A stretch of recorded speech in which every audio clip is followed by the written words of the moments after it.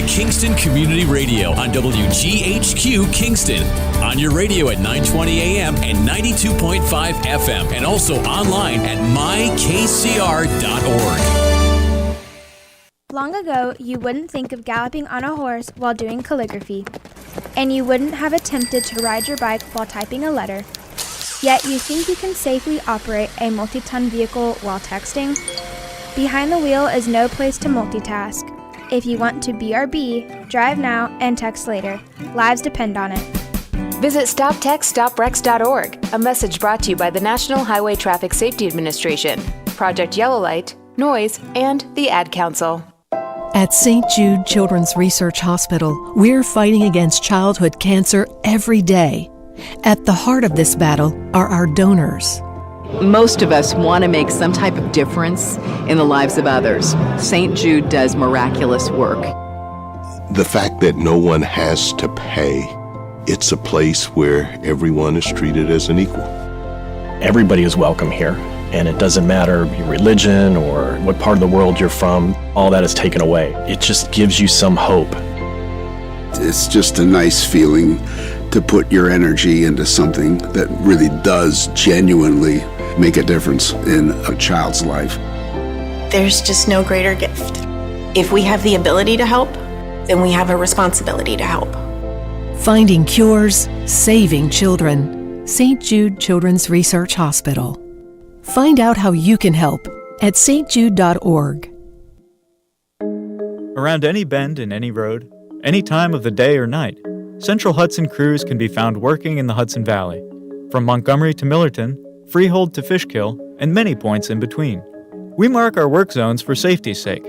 As a driver, you can do your part too. Slow down, pay attention, put down the phone, and obey the flaggers. Be prepared to stop and maintain a safe distance from the vehicle in front of you. Safety matters. Introducing the YMCA. Sure, you know the Y for a swim or a game of hoops, but we're more than that. We're a cause. When you take a jump shot at the Y, someone else is getting job training. Practice yoga as a team practices her leadership skills. We give people of all ages, incomes, and backgrounds a chance to learn, grow, and thrive. So while you might think of the Y as the place for lifting weights, we're also about lifting entire communities. That's the Y. We're so much more. Visit ymca.net/more.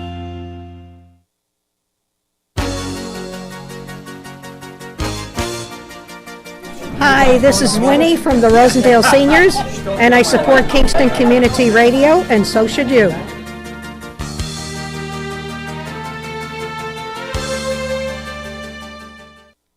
This portion of Kingston Community Radio is brought to you by Ulster Savings Bank. Visit their newest branch, conveniently located at the Ulster Commons Plaza in Lake Katrine. Experience the difference that local community banking offers with the convenience of another great location, easy access, plenty of parking, and a 24-hour ATM. Ulster Savings Bank, invested in community, invested in you. Member FDIC. Okay, good morning, everyone, in KCR land. It's Wednesday, April 6th. It is pouring rain out. I am joined today by Steve Bilak. Steve is filling in for Greg Chorvis. Greg is out today, and we are waiting for Supervisor Fred Costello's arrival. We should be here momentarily. Good morning, Steve. Good morning, Lawrence. How are you today? I'm doing good. Thanks for filling in today. Yeah, no problem. So, Steve, how long have you, now I know you work for the Sawgrass Police Department. Are you a lieutenant? Are you Joe's second hand? What? I'm actually the captain of the department. Yes, you're the captain. Okay, great. Guy, yes. And how long have you been with the Sawgrass Police Department? I just turned over my 33rd year in January. Oh my God! You should be retiring and going into the sunset. Joe just hasn't kicked me out yet. I don't know. Yeah. Well, and like most police officers that I know, and most men that serve, a lot of them they get into their 30th year, like Harry. Some of these guys that just retired, like Harry Walton and Tim Bowers, and I think they love doing their job so much that they stay on, and whether it's. I don't know if it's a dying breed, but I mean, how's the academy looking this year as far as new recruits coming in? The academy's looking good. I'm actually teaching at the part-time academy right now. Oh, good. The problem is the recruits themselves look good, but it's a small class. We just did Introduction to Crisis Intervention over the last 3 Saturdays, and I think there's 15 kids in this class. Wow. So we're facing, not just countywide, but I think nationwide, law enforcement is having a real problem right now, excuse me, with recruitment and retention. Right. Obviously there have been a lot of things that have happened over the last couple of years that have. Right.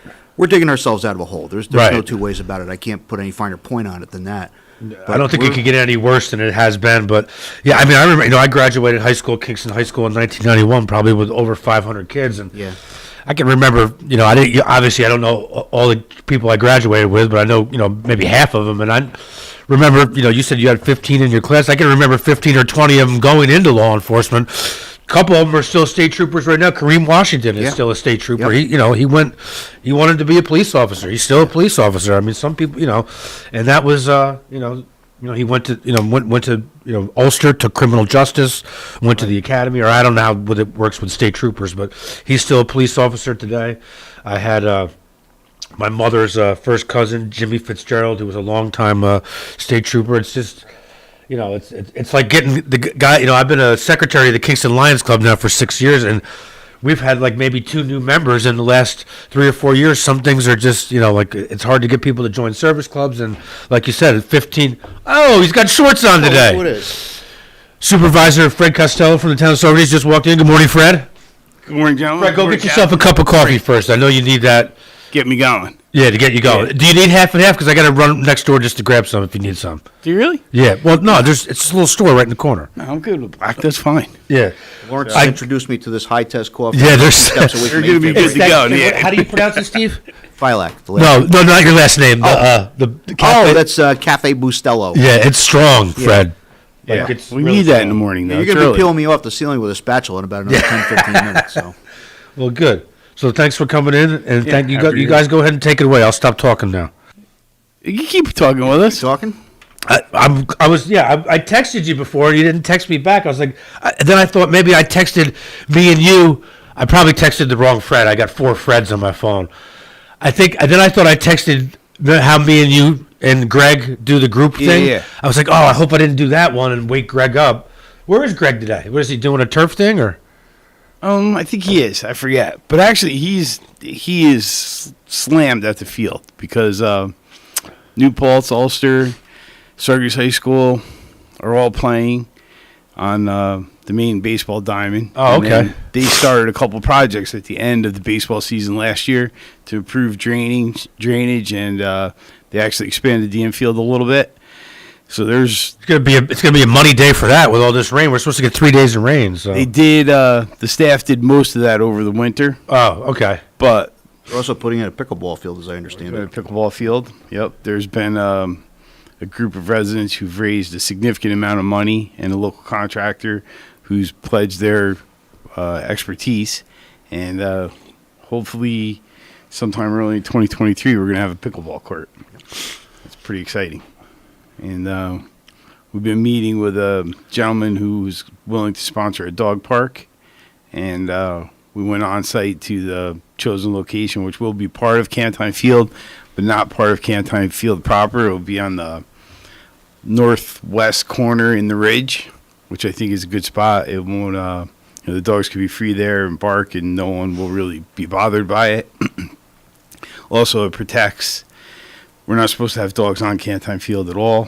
Unfortunately, not all dog owners pick up after their dog.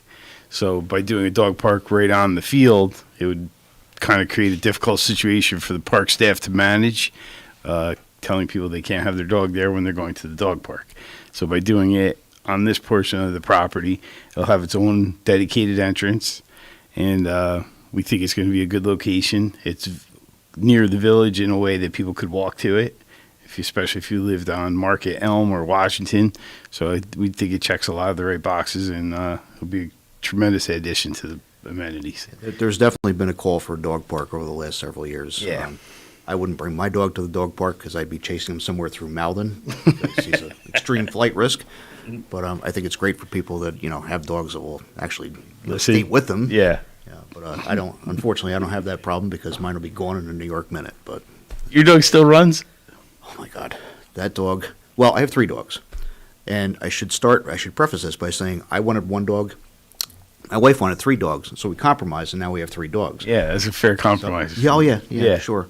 So, I've been there with that. Yeah, so we started out with 1, and then my wife, who is a much better person than I am, decided she wanted to rescue a dog, so we rescued a what we thought was a half Chihuahua, half Min Pin. Turned out we did the DNA test on it. It's 100% Chihuahua. So I got a purebred on a $100 rescue. And then I have another dog that is, I think, half Chihuahua, half Potbelly Pig. He was a real prize. He's about 15 years old now and has about 4 teeth left. But my wife loves this dog, so I had to keep this dog alive. So I don't have my life institutionalized. Absolutely. Yeah. So the Chihuahuas sometimes are funny though, because they're very dedicated to one person, so they latch on to whoever that is, and that's kind of it. They like everyone else, but they only love one person. My Chihuahua is actually like a crabby old man. He just wants to be left alone. He wants to go under his blanket and not be bothered. And the other 2 dogs constantly pick on him, and it gets ugly. So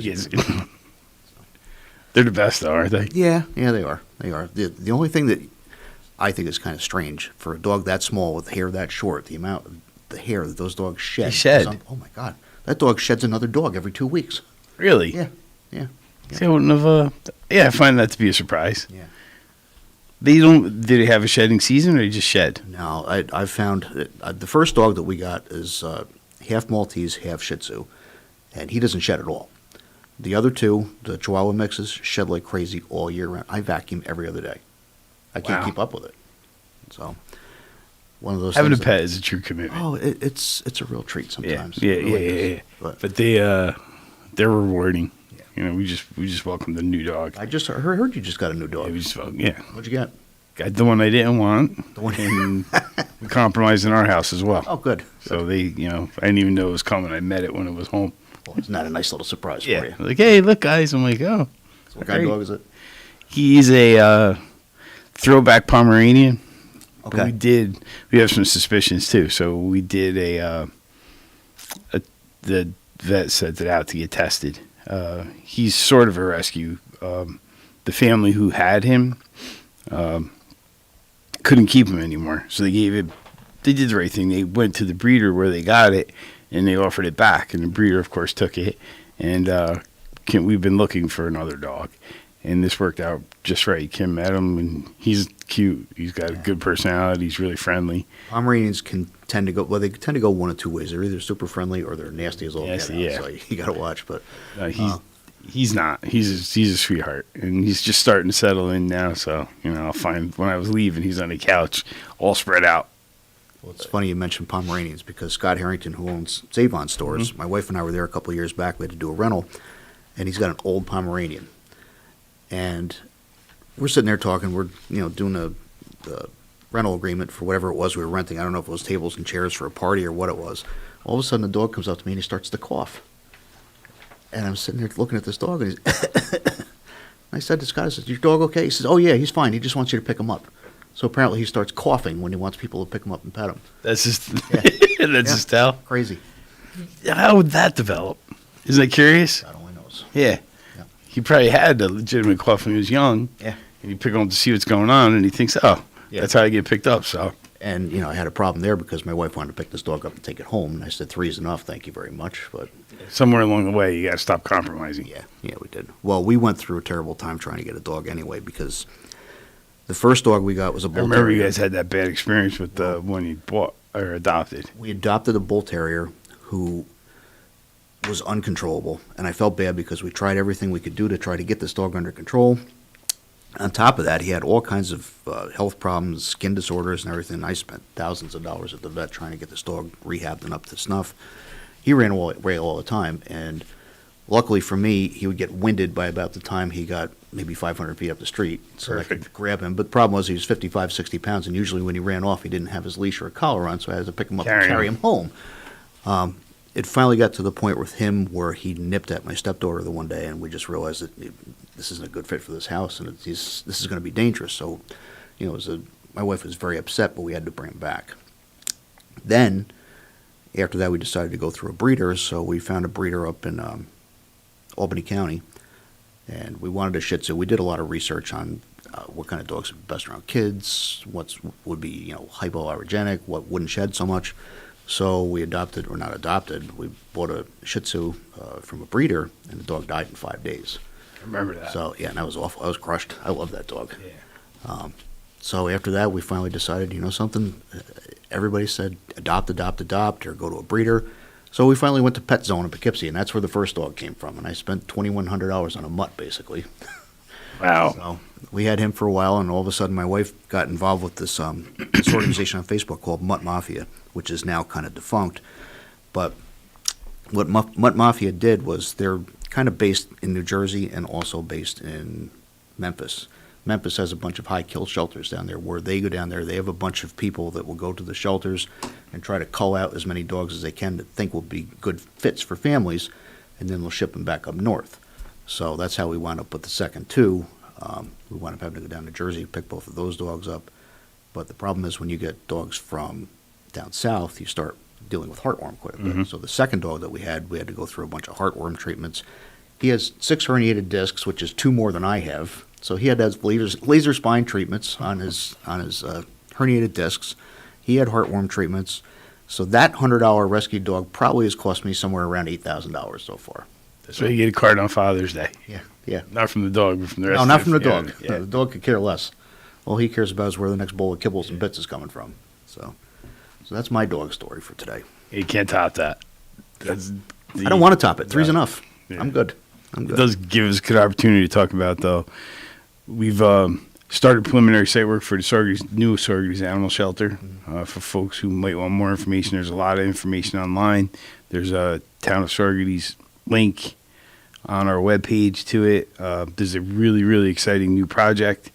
The folks that have been working with the town board to get this off the ground have secured $1.8 million in funding to build a brand new facility. The new facility we anticipate is going to cost a little bit over $2 million. So we still have a small gap, but the funding is becoming stale. If we don't start the project, we jeopardize use it or lose it. Use it or lose it. So we've gotten great cooperation from the Parks and Rec staff and the Highway Department so far, and we've made a construction road into the site. The site's being cleared, and we're going to get a well dug very shortly. The well is key to the rest of the project because we need the data from the water to know the volume and the quality of the water. And this will be a tremendous upgrade. Saugerties is rare as a town for having an animal shelter in the first place, but that was largely built on the efforts of former council member Marie Post. And they converted a maintenance garage into a primitive animal shelter. But Marie and the staff back then and the current staff, Ellie, Morgan, and Shaylin, have made it work. And we adopt out about 350 to 400 animals a year. That's fantastic, really. In the new facility, we expect it's going to go over 500. And, it plays a key role in the infrastructure for sheltering animals in the Hudson Valley. And as you alluded to, many of the shelters down south still have kill shelters. Yeah, they're high kill shelters, too, as a matter of fact. So, you get about a week. And if nobody comes to love you, you're gone. So, yeah, it's sad when you think about it. And I was never really a huge animal lover. I mean, I like my dogs. I really do. My wife loves my dogs. But when you sit and think about all these dogs, it seems to be a different mentality down south where people just kind of let their dogs go. Mm-hmm. And they don't have the same attachment to them. Now, I can almost see that with my Chihuahua, with him being the extreme flight risk that he is, that he probably just took off and never looked back. He's out partying somewhere. Probably, yeah. But, the unfortunate thing is that there's a lot of dogs down south that wind up in these shelters. And, you have a lot of these organizations that come into play to try to rescue them and adopt them out, which is fantastic. They don't all make it, No. And unfortunately, a lot of these dogs are lost in these high kill shelters, and it's sad when you think about it. It really is. And you pointed to something else. It's a little bit of a challenge. The shelters all have limited resources, so sometimes the need of a particular animal outweighs the resources that are available. So it's for the folks that do it, they're true angels on earth. It's a lot of work. It's a lot of good moments, but there's a lot of heartache that goes along with it too. It's amazing when the trailers pull up with the dogs. And, again, they really go through a lot of hoops and everything to try to make sure that they match these dogs with the right successful families, yeah. And you want to see, you talk about emotional things when people come and they see those dogs come off those trailers for the first time. It kind of tugs at your heartstrings a little bit. It really does. But it's a tremendous option for someone looking for a pet. The Saugerties Animal Shelter just had lab puppies, and they were beautiful. Like they were pulling on my heartstrings out there, and I'm really not looking for another dog. And we've had a lot of success, and unfortunately, when those big storm events happen, it creates a wave of pets that either got displaced or no one knew the whereabouts of their proper owners, so they end up in the system. And many of those dogs ended up here after the recent bout of hurricanes, and they were, these beautiful purebred puppies and young dogs that we were really fortunate to find good homes for. And it is shameful, and I think that is the byproduct of a lot of these hurricanes and these major storms that you've seen down south. And I understand people, wanting to pack up and go when a major storm event occurs, but sometimes they just leave the dogs in the house and hope for the best. And I can't picture doing that. I really mentality, can't, no.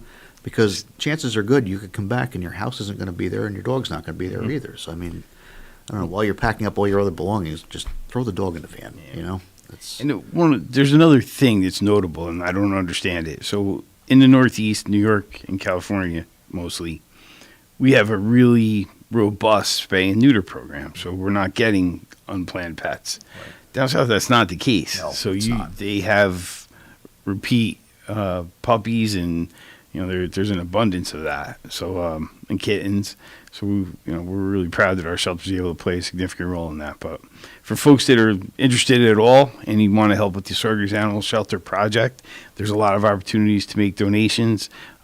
There's a whole bunch of pledge opportunities. You can buy a brick for you or your family or a loved one for a fairly small amount of money, but that'll become part of the patio to the entranceway when we get to that. Are there different size bricks based on your donation? Yeah, there's opportunities for larger bricks if you want to do a whole family on one or something of significance. You could buy a bench and have that pledged and dedicated in memory of your family. We're kind of selling everything: the lobby, the window panes, pretty much all, the cat shelters. So it seems trivial, but it's a real way that people can make a contribution and support some really good work that's really helpful. Well, sure, it's much in the same way that Small World came to be in years past. You would go and you'd purchase, what was it, the slats for the fence, pickets for the fence. Yeah, and they'll have routed in your memory of your name. Yeah. I'm sure that's something my wife would be interested in, so we'll be talking a little bit more after the break. I'm hoping to have the crew on to talk about the new shelter and talk about what they do, because it largely goes unnoticed and it's not competitive with the other organizations. Our shelter works really close with the Ulster County SPCA. The Ulster County SPCA is giant compared to what we are. They adopt out over 1,800 animals a year, and Gina does a great job over there. They do some pretty special work, and we've been able to help them on occasions, as they have been able to help us as well. And it's kind of a pretty tight network. I know there's relationships between shelters on our side of the river and the shelters in Dutchess County. Yep. They did a nice job out there. They built a new shelter a few years back. Dutchess County SPCA is a really nice facility. Really nice facility. Yeah, which is where we got the first rescue from, and unfortunately it just didn't work out. We felt bad about it, but unfortunately you get to a situation where the dog could potentially be dangerous to a child, and start making hard decisions. That's not fair to the dog either. No, it's not. Yeah, no. You got. It's a tricky thing. There's each family has its own dynamic, and having the pet be successful as well as the family enjoying it the way he should there's a balance there. Sure there is. And you don't want that to be a trial and error kind of thing, but when it comes down to safety of children, then you have to start making hard decisions. Yeah, you do. And the other thing, sometimes I think this is the hardest. Everybody talks about training their dog.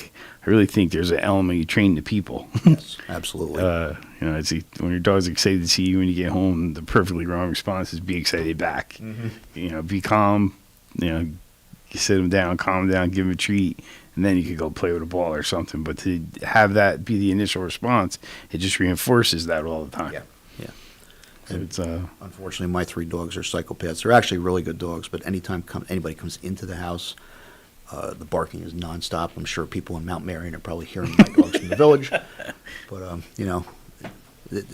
it does bring something into your life. It really does. I enjoy having dogs, and I've never really, from about the time I graduated high school until a couple of years ago, I hadn't had dogs for the longest time, and I kind of wanted one for quite a bit, and we just made a decision to get one, and then that just kind of sprouted from there. And, there have been hints about a 4th one, and I've trying to put Trying to my lay foot the law down on but that. yeah, I don't think it's going to work. I think at some point or another we're going to have a fourth. But We've been talking about Ellie, who runs our shelter in Sargaty's, and her and Shaylin and Morgan, they just, I should say Shallon, I'm sorry if you're listening, but they're so empathetic and they love animals. So Shallon just adopted, I think it was like a 16-year-old cat that Really? came into the shelter. Yeah, it got displaced. I think its owner actually passed, and she fell in love with it and took it home, which is pretty amazing, but, good for the cat and good for them. It's a perfectly healthy mutual bond right there.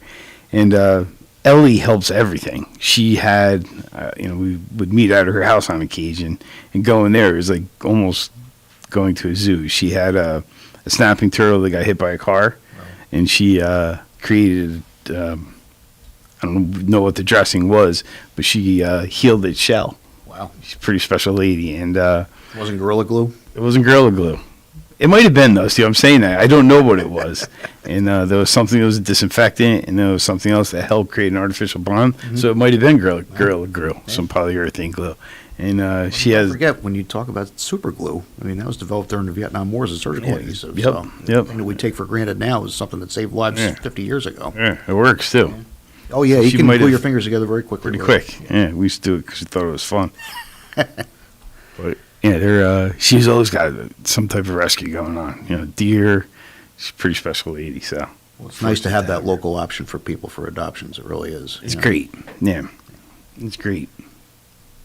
One of the things we discovered when we went on our little tour to kind of figure out what a new animal shelter might look like, and we learned so much along the way. Our initial thought was to locate the building out on 212 and have that retail visibility. And after visiting a couple shelters, we knew right away that was the wrong idea, because the folks that come to volunteer to walk the dogs aren't going to walk a dog that they don't know very well on a kind of urban blacktop setting, and the dogs won't like the traffic noise. So Especially right on 212. right where on it can get kinda 212, where it's sketchy, yeah. Yeah. So we, kind of laughed at ourselves because I was pretty naive. But our thought then was, if people see the shelter, it'll increase visibility and awareness, which is sort of true, but that comes at too much of a sacrifice for the animal. So believe it or not, there's a wooded area on the current site by the transfer station, and that's where we're going to build. And what we learned visiting the other shelters was those wooded areas with walking trails are ideal for the volunteers who are willing to come and walk the dogs on a regular basis. And it's a healthier environment, and it's in a fairly dense setting, so whatever disturbance the dogs might cause by barking or any of that will be diffused through the tree canopy. So it's we found we had that site just waiting there. We didn't realize it until we went on tour. And visiting the shelters on the Dutchess County side was pretty eye-opening. They're a little bit ahead of us, and they've upgraded their shelters over the years. And you and I both mentioned the Poughkeepsie SPCA, beautiful. It is. And the Columbia County one is excellent, too. Never seen it. I mean, it's funny you mentioned the whole thing about being on a major highway, because the one in Poughkeepsie is right on Violet Avenue, but it's set enough tucked far back. off the Yeah. road where it's kind of tucked off where Yep. it's not, Yeah, you could easily drive by it and not know. Right. Mhm. So it's not like there's a big billboard out in front of the place saying, come adopt a dog. One of the things that I found curious there is the back of the building is kind of the working part of the building. Yes. Yep. And they have a pretty extensive trail system where the volunteers walk the dogs. So I've seen it. It's an amazing It's a facility. pretty It amazing really is. facility. Yeah, beautiful. Yeah. Nice architecture. Yeah, it is. Really nice finishes, and they have a successful program there as well. They do. So They do. yeah. And then Columbia, we really liked. Kind of had a more traditional architectural approach to it, and they had a catio, they call it, which we're going to try to mimic in our own version, where the cats had the opportunity to go inside and out. And they would put a bunch of cats together, and which at first caught me by surprise because I thought they would fight. But once they figure out, everybody They established their hierarchy, yeah. and then they all just kind of figure it out from there. Yeah. Yeah, and it was a pretty nice environment, and just excellent, really clean. They had rubberized floors going halfway up the walls, so you could clean a place with a hose if you need to, which is really important. That's one of the challenges at our facility now is that it's porous concrete, and they do a great job sanitizing and cleaning it, but if something on the floor infected their paws, it's going to infect every animal that's there, and that's a bad scene. So that's one thing I noticed about the Dutchess County facility. And again, I've never been to the Columbia County one, but it's very clean. Yeah, they immaculate. sanitize that thing daily. Every time you turn around, somebody's out there with a mop cleaning something. Yeah. But I was actually very impressed by the facility. Something else, like I realized, there's an opportunity for folks that maybe for whatever reason your living situation doesn't allow you to have a pet. You can enjoy a pet by being a volunteer at a shelter. Yeah. There's regular folks that go multiple times a week or not, and they volunteer and they walk dogs, and they help out with cats, and there's an opportunity to have that experience without having a pet in your own home. Which I guess is great until you start to develop a bond with one of those dogs and you can't take it home. Yeah. So I guess that could be problematic. But it's great that you have volunteers that are willing to do things like that. The unfortunate thing in this world anymore, and I'm kind of finding it myself, there's not enough hours in the day. So God bless you if you have time to volunteer to do something like that. Because it seems like I wake up at 6 o'clock in the morning, before I know it, it's 11:30 at night, saying, where did my day go? It's gone. Yeah, I have that feeling a lot. So I always thought that by the time we hit this age, and you and I are roughly the same age, we're a year apart, that things would start to slow down a little bit, you know. And I am busier now than I've ever been in my entire life. It's just go, go, go. It feels like life is one big hamster wheel. Yeah, and the birthdays come quicker. All right, we killed that half hour. We'll be back. I'm going to throw a few extra commercials in there so you guys can re-up on coffee. I just got some more half and half. So all right, cool. We'll be back in a few, listeners.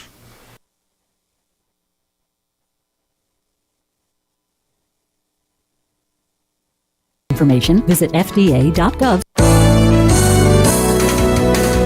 You're listening to Kingston Community Radio on WGHQ Kingston. On your radio at 920 AM and 92.5 FM, and also online at mykcr.org. We are Lions. We bring hope where it's needed, support causes that matter, change lives, change communities, change the world. Visit lionsclubs.org to learn more. At Central Hudson, safety is our highest priority. That's why we ask you to keep a clear path to electric and gas meters and eliminate all obstructions, including snow, ice, vegetation overgrowth, storage boxes, garbage, or any other kind of debris. Access to meters is important for safety inspections too, and failing to provide access can result in fines. For more information, visit the safety section of centralhudson.com. Have you ever experienced a wish come true? For a child battling a critical illness, a wish come true can be a turning point. One song, one dance, one game, one adventure, one moment changes everything. Make-A-Wish needs your support to grant the wish of every eligible child. Visit wish.org now to help grant more life-changing wishes. Together, we can transform lives, one wish at a time. On top of first-class care, you will never receive a bill. The only thing we had to worry about was just keeping Azalea comfortable. St. Jude saved her life. Finding cures, saving children. Learn more at stjude.org. We all come together and stand together to serve our veterans. We invest in the latest technology. We take the time to train the next generation of doctors and nurses. We work together to make sure we heal their bodies and their minds. This is our mission. More than 300,000 of us working as one, together with families and loved ones. No matter where they live in this country, we'll be there. We stand strong, united. Stand with us in caring for our veterans. We are Lions. We bring hope where it's needed. We are a global force for good. Support causes that matter. Change lives. Change communities. Change the world. We can do more together than we can alone. Join in. Experience the joy of serving. Be part of the movement. Give back. Let's unite the world for good. We are Lions. You can be too. Visit weserve.org. To battle is to fight, to struggle, to overcome, and ultimately for the Marine Corps, it means to win. There is no alternative. It's not just a statement of intent. It's a promise to our nation. A promise kept for more than 2 centuries. A promise of the Marines.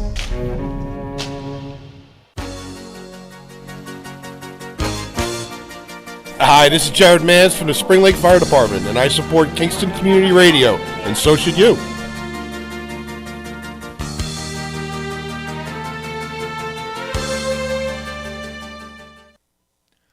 A powerful community bank is one that has leaders that are involved in their community.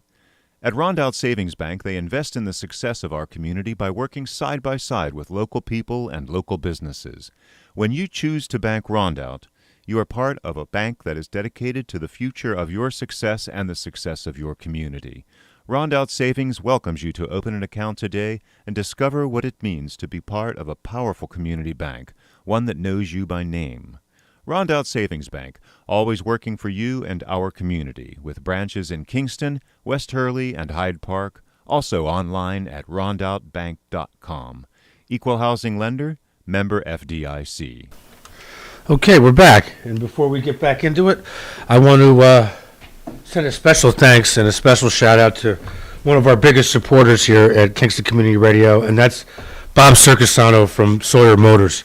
Last week we had our breakfast, our first live remote breakfast at the Kingston Elks Lodge, which was a real big success. We had, I'd say throughout the morning, we must have had 80, almost 100 people, in and out the door. Obviously, people had to go to work, but we had a really big showing. And what Bob did prior to the event was every breakfast that was sold that morning, Bob matched it and made a donation to Kingston Community Radio. Well, I was away for the last 4 days. I got back, and I hadn't been to the P.O. box since last Wednesday. So yesterday I went. Obviously, there was a big bunch of mail. So as I'm going through it, there's the check from Sawyer Motors. I open it up, and Bob, being the generous man that he is, not only did he make the donation, he doubled it. So every time, I get words can't even describe how much this guy has helped out Kingston Community Radio, and not just Kingston Community Radio, pretty much every place in Ulster County, Saugerties, Kingston. I mean, he is just. Where would our community be? Saugerties, Kingston, the Hudson Valley, be without a person like Bob Circusano. So, Bob, thank you so much. I don't know where we'd be without you.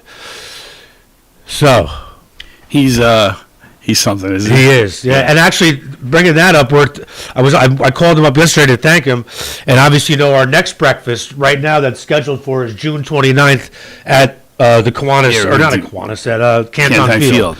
And you guys were talking about doing it in the VIP. Remember when we left last week doing it in the VIP booth? But, Greg was thinking about doing it in the pavilion outside because it's going to be nice. Well, Bob wants to set up another breakfast in Saugerties before that. So we're going to figure that out by the end of this month. So we're going to have 2 breakfasts coming up in Saugerties. One is already set for June 29th. That's a Wednesday. That'll be Greg and Fred's show, and we'll be broadcasting live. And that's also the 5th Wednesday of the month, so you guys will be able to bring in. I think Kevin Hinchy's going to, be a guest that day, and you guys will be able to, pick, bring in other Saugerties member or Saugerties folks to be guests. So that should be a good time. It would be, there's a lot of opportunity if we do it on campus. And of course, Bob's like, I'll take care of the catering. The guy's like the most generous man I've ever met. So thank you, Bob Circusano, Sawyer Motors. You guys are great. He's just amazing. He's helping with the Animal Shelter Project. His daughter Macy is following in his footsteps. She's part of the team that's establishing and raising the money to build the shelter. And they just, once they're involved, it gives credibility, and their network of folks who want to be part of what they're doing, they make it fun and it's rewarding, and you're helping people all the time.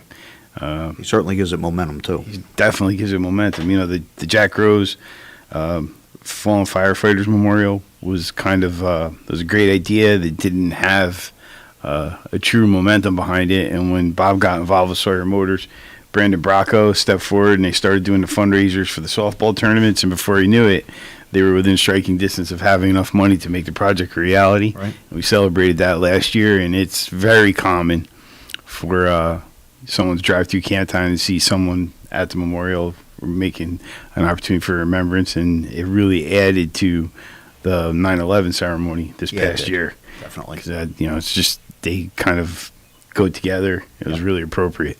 So, there's the VFW is undertaking a challenge right now. They want to put a monument memorializing when Sargis hosted the Vietnam Wall a few years back.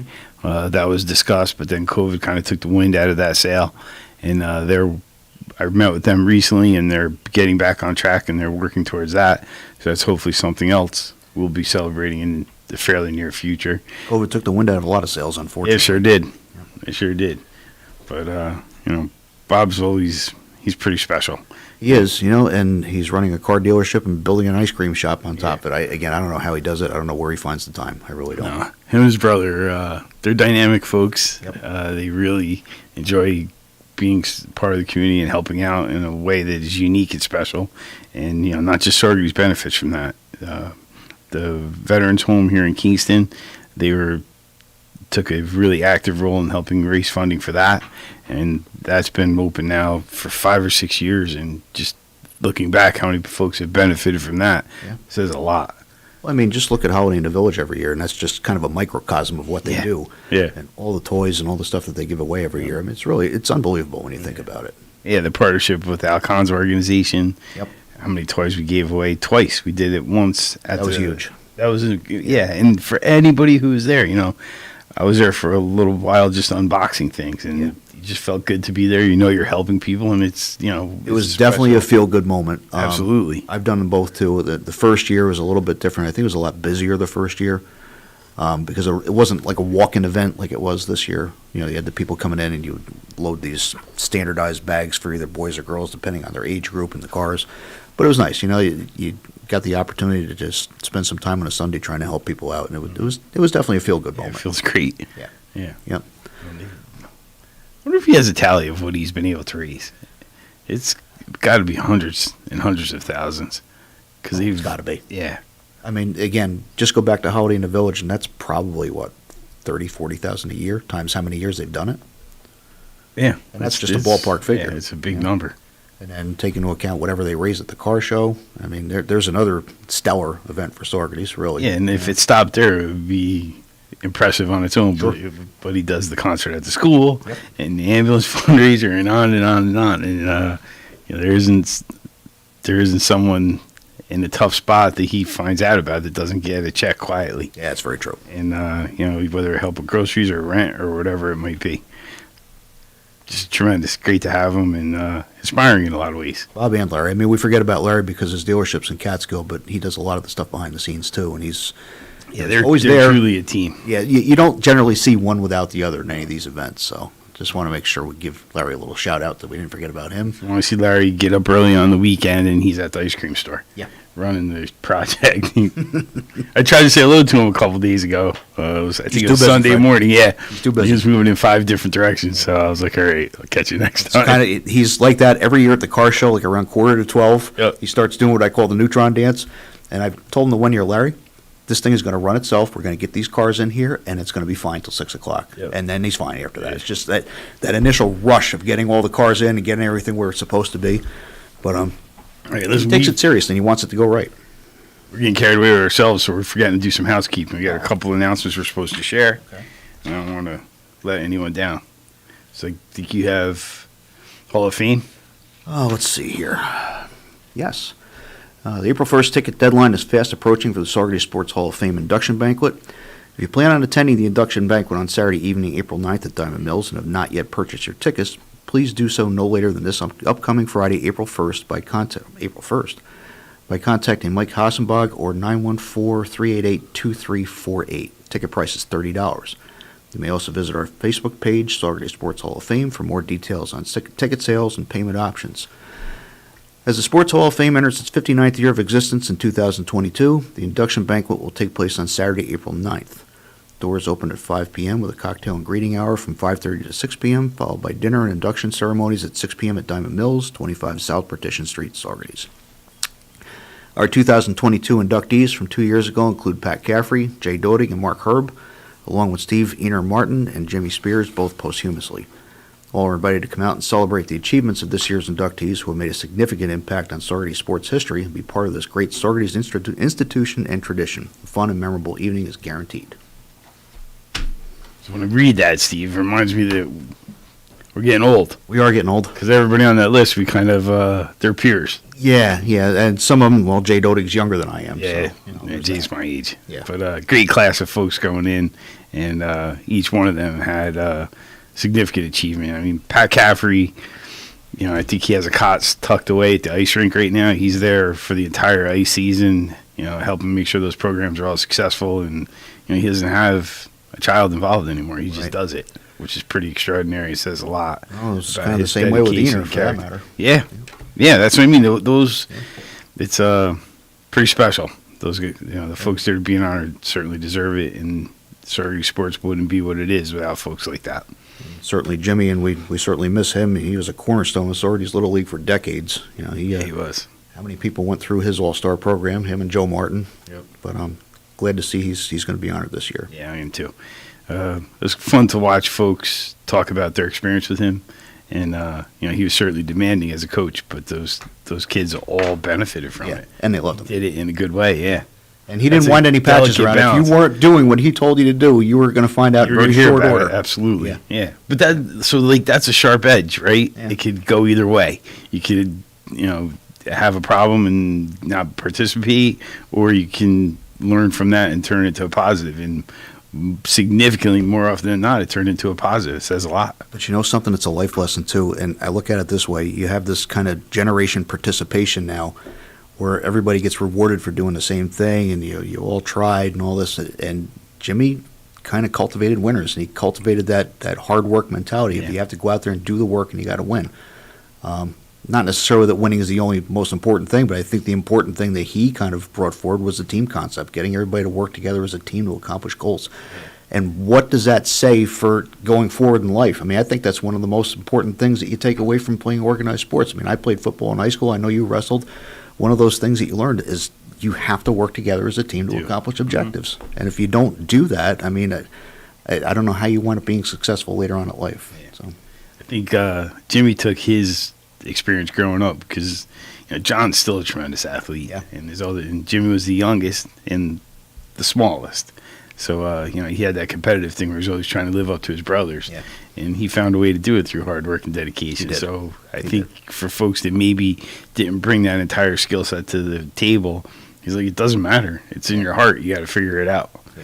So for as tough as Jimmy could have been, he loved those kids, and they loved him. And I'll tell you, I saw the relationships that he forged with people. I mean, even my son over the years playing for Jimmy and All Stars, and those kids thought the world of him. Yeah. So again, it's really nice to see him being honored this year. Yeah, it's pretty special. So, all right, and then I have a quick announcement from City of Kingston. Hello, Kingston clean sweepers and potential clean sweepers. Think spring. It has been a long, cold winter, and now it is time to get ready to clean our beautiful city. The Friends of Historic Kingston and the City of Kingston will be having our annual Clean Sweep event, so it is time to get your brooms and rakes ready and start the date on your calendar. The 13th annual Kingston Clean Sweep will be held Saturday, May 7th, 2022, 9 a.m. to noon. We sincerely hope you join us, as many of you have done in the past. However, we are also reaching out to new groups so that you can join in our effort to clean our community and show pride. Mayor Steve Noble has pledged the support of the City of Kingston to collect the filled bags immediately following the event. So that's a good way to clean up. And for Sorority's residents who are interested, we also have a similar program. You can organize with your neighbors, pick up bags at the town clerk's office. You can pick those up now, and for those weekends around Earth Day, walk through a neighborhood or a particular intersection, fill the bags, leave them there, and we'll have town staff come by that following week and pick up. If you want to come through my yard and fill up one of those bags, that would be fine too. Sure. So we've gotten really good response for that in years past, and the greenery hasn't come out yet, so we see all the water bottles and butts and wrapping. So, it's a good opportunity to go get that stuff off there and clean up. And unfortunately, the weather really hasn't lent itself to that so far this year. I mean, if it keeps going like this, I'm going to plant a cranberry bog in my backyard. It's like every time it dries out, all of a sudden it's a mud pit. Back to wet. Yeah. So I'm hoping that maybe Mother Nature is getting all this out of her system now so we can have a nice, hot, dry summer, but I guess we'll see what happens. Yeah, we will. I hope. We will. Yesterday we saw a little bit of that. Beautiful day. Yeah, followed by 5 days of rain. Yeah. Again, I'm cautiously optimistic, but I guess we'll see what happens. True. I want to get in that pool and get my happy place and just float around and Just watch relax the a world little go bit. by. Yeah, that's where I find my zen. So the first person that tells me it's too hot out, I don't want to hear it. and we have a violent Listen, response. I've said this, I don't know how many times, you don't have to shovel hot off the driveway. You don't need a snowblower when it's hot. You don't need to stand outside and freeze. I'm I telling agree. you, the older I get, and I used to like snowmobiling, skiing, all that stuff when I was younger, I can't stand the cold anymore. I just came back from Florida, and I'm thinking to myself, I want to be here in the wintertime now. Get away from the Yeah, just ice New and Year's snow. just New Year's to Easter, and then come back. I'd be fine with snowbirding, so that will probably be a long-range goal. Definitely has its place. It does. It does. It definitely does. But we'll see how it goes.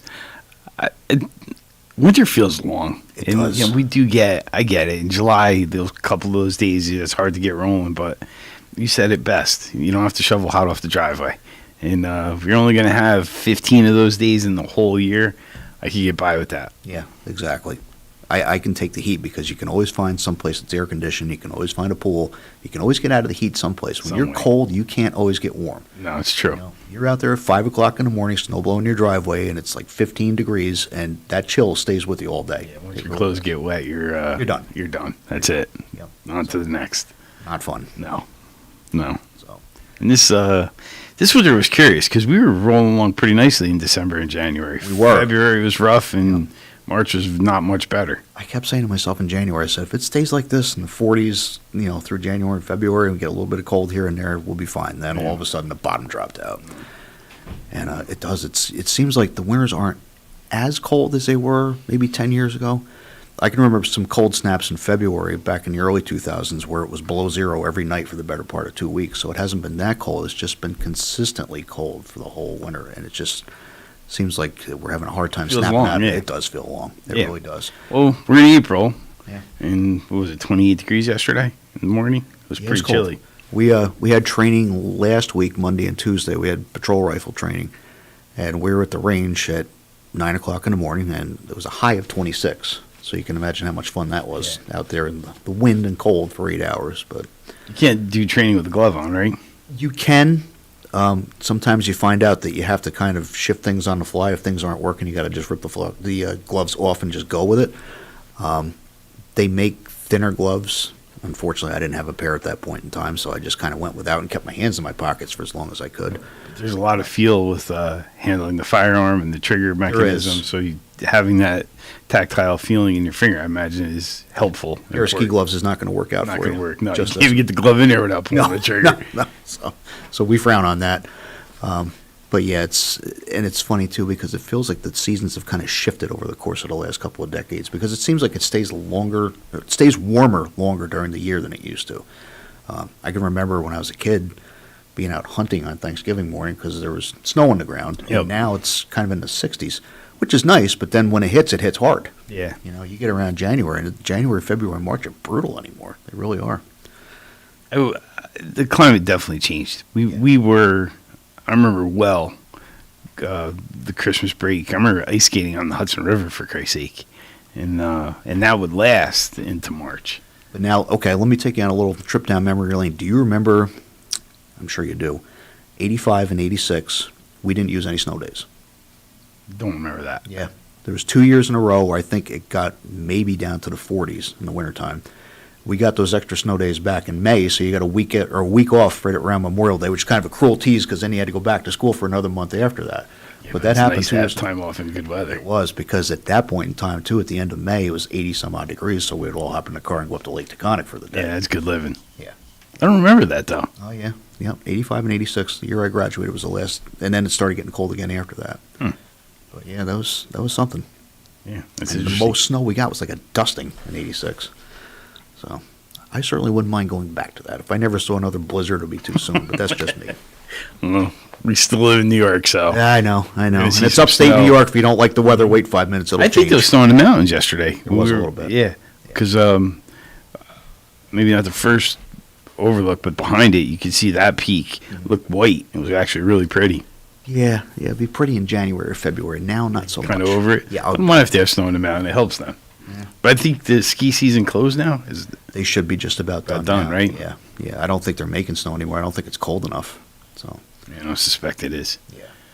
But like I said, let's keep our fingers crossed, knock on wood, that maybe spring is actually here. It looks like now we're starting to trend upward in temperatures towards 60s and maybe 70s. So let's hope that kind of takes hold and sticks. I happened to be on Camptine yesterday, and was it yesterday or the day before? The day before, and there was I think it was New Paltz College had a game, and there was practice and tryouts and everything happening, and that is a sure sign of spring. It felt pretty amazing to be there, and you the air smells different when you're in that atmosphere. It does. You can actually kind of feel the air change, and I think we're at that point. Yeah, now. It was exciting to be up there, and this was yesterday afternoon.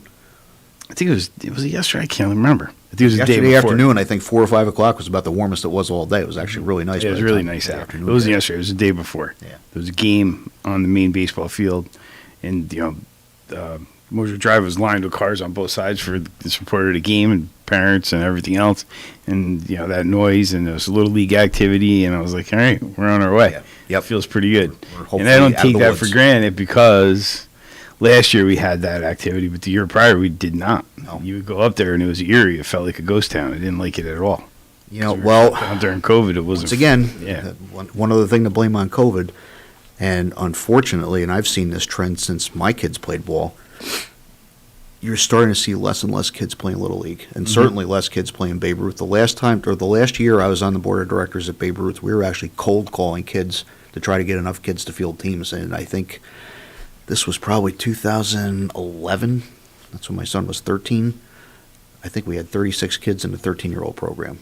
And that's when we actually kind of combined forces with Kingston, because they really had a low turnout as far as players too. And we had 4 teams that played back and forth. Now, I remember when we were kids, not everybody made Babe Ruth, and they had probably 8 or 10 teams. It was really competitive. But there's a lot of other things that are competing for kids' attention now. You have lacrosse now, which I think has kind of really put a hurting on baseball, because you have more kids playing in and out during the course of the game. Nobody's really sitting the bench, so they know that they have a much better chance of getting more playing time playing lacrosse. I guess that has something to do with it. You got travel sports now, which is good and bad, because the kids that are playing travel sports aren't really playing town ball anymore. So there's a whole host of factors now. I feel like that trend towards travel started probably 20 years ago. Yeah. But it's really manifested now. And that, in my view, has really hollowed out the local leagues. It has, and I think everybody gets their kids into travel ball. And listen, I did the same thing. My daughter played travel ball for 10 years, and we spent a fortune going all over the place. And it's funny, because a lot of the parents that had older kids that were in travel that were done said, oh, you're going to really miss this when it's over. I said, I don't really miss this at all, to be honest with you, because number one, it got really expensive traveling every weekend. Number two, I didn't see my yard from about mid-May till about August. So it's nice, again, July, going out, getting in my pool, watching the world go by, and not have to worry about where do we have to be this weekend, and how much is it going to cost. So it was fun while it lasted, but I don't really miss it. Let's put it that way. Yeah. Hey, Kyle. Good morning, Chief. Welcome. And you guys are very, very mum in here today, What do you mean? He's got his tie on today. Yeah, you look Okay, I'm handsome. not all that boisterous. I don't know what to tell you. I turned on the station and I heard you on, Steve. I was like, whoa. Yeah. Oh, I'm your special musical guest star today. So I guess you can't make any little guy jokes today then, right, Kyle? Mom always said I had a face for radio, so here I am. Yeah, I get that comment a lot. But, it's good. But to finish up on that, the travel thing, in an odd way, it's been beneficial, because we still have what's left of the community leagues, but twice, actually 3 times, we'll host tournaments on our facility. There'll be 120 games in 3 days. Right. And that's all fee generated, and those organizations that use it that way, many of them are local, and they want to help with infrastructure improvements to make that successful the following year, and it's really over the top incredible. It is. And it's a high quality of play. I've told people this, I don't know how many times, and when I used to be an announcer for Little League, I used to call it the Crown Jewel Sororities, and I really feel that's the case. People that are from sororities that haven't traveled to other communities to see what their sports complexes are like have no idea how good they have it. This is one of the best sports complexes on the East Coast, bar none. The only one I've seen close to this, there's a really nice one up in Del Mar, which is maybe half the size of Cantine. which is nice. It's really well maintained, but it's not anything on the same level as Canton. It just isn't. You need that perspective to go someplace else. I remember as a fairly young person, we had a softball team and we went to a tournament. And we showed up at the tournament and it's opposing home plates where you shared the outfield and there was a rock. Yeah. So if you hit the rock, it was a double. And I'm like, what the hell? But it's you're not accustomed to even having that in your mindset. So you're running through the outfield trying to track down a fly ball, and you got to remember there's a rock there, and how close are you to it? It's like, what the heck? Yeah. And are you going to wind up in the hospital, or how's that going to go? It could go either way pretty easily because you're just not, for the folks that played on that field, they got it. Yeah. Or those two fields, but if you're playing right center on the one field, it was in your way, and if you're playing left center on the other direction, there was a rock in the way. It was pretty bizarre. My daughter used to play in the USSSA Nationals every year, and they had that at Ocean City. And even the complexes down there, they split that whole national tournament between 4 or 5 different sports complexes because they didn't have one complex that had 11 ball fields. Yeah. It wasn't like a one-size-all-fits thing or kind of thing. And the other thing about having all these tournaments here is it benefits the local economy too, because I think all the restaurants and all the businesses are killing it on these weekends where you have all the people up here in these tournaments. So we lost the tournament because the organizers didn't secure housing or hotel rooms, and that weekend families from Long Island came up for the day and went home and came back the next day because they couldn't get hotels. The closest they were getting was Newburgh, which is pretty extraordinary. Yeah, and I mean, unfortunately, we haven't quite caught up there. I mean, now we have the Holiday Inns. We do have some more rooms available. We don't have that type of hotel space here. I mean, you have a couple in Kingston. You have 3 here now, but when you're having a major tournament and if HITS has something on at the same time, you're gonna be hard pressed to find a room. There's a hard demand for temporary housing. All right, I think Lauren's giving us the cue. We're gonna take a break and then we'll be back with Kyle Berardi and Juan Figueroa.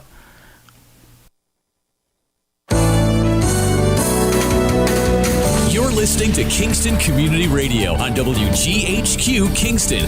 On your radio at 920 AM and 92.5 FM, and also online at mykcr.org. Hi, I'm Kelsey Grammer. Wounded Warrior Project supports injured veterans by connecting them with fellow warriors, by serving them through mental health and wellness programs, and by empowering them to live on their own terms. No one should face a battle alone.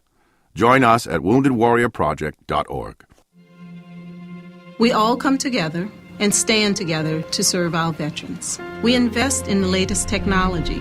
We take the time to train the next generation of doctors and nurses. We work together to make sure we heal their bodies and their minds. This is our mission. More than 300,000 of us working as one, together with families and loved ones. No matter where they live in this country, we'll be there.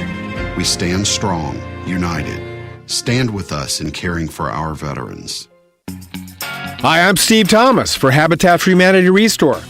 Habitat Restores are nonprofit home improvement stores and donation centers that sell new and gently used furniture, building materials, and appliances to the public at a fraction of the retail cost. The Ulster County Restore at 406 Route 28 in Kingston needs your donations. Call our hotline at 845-853-7499 to schedule your free pickup. And thanks.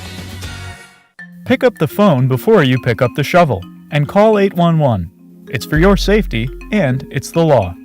Central Hudson reminds all homeowners and contractors, call Dig Safely New York at 811 before digging or excavating. Call this number at least 2 business days before breaking ground. It's a free service that marks the location of underground gas, electric, and other utility lines. Before you dig, call 811. Everyone is talking about healthcare these days. America spends twice that of other developed countries on our healthcare system, yet our health ranks near the bottom. How can we stop spending so much and getting so little?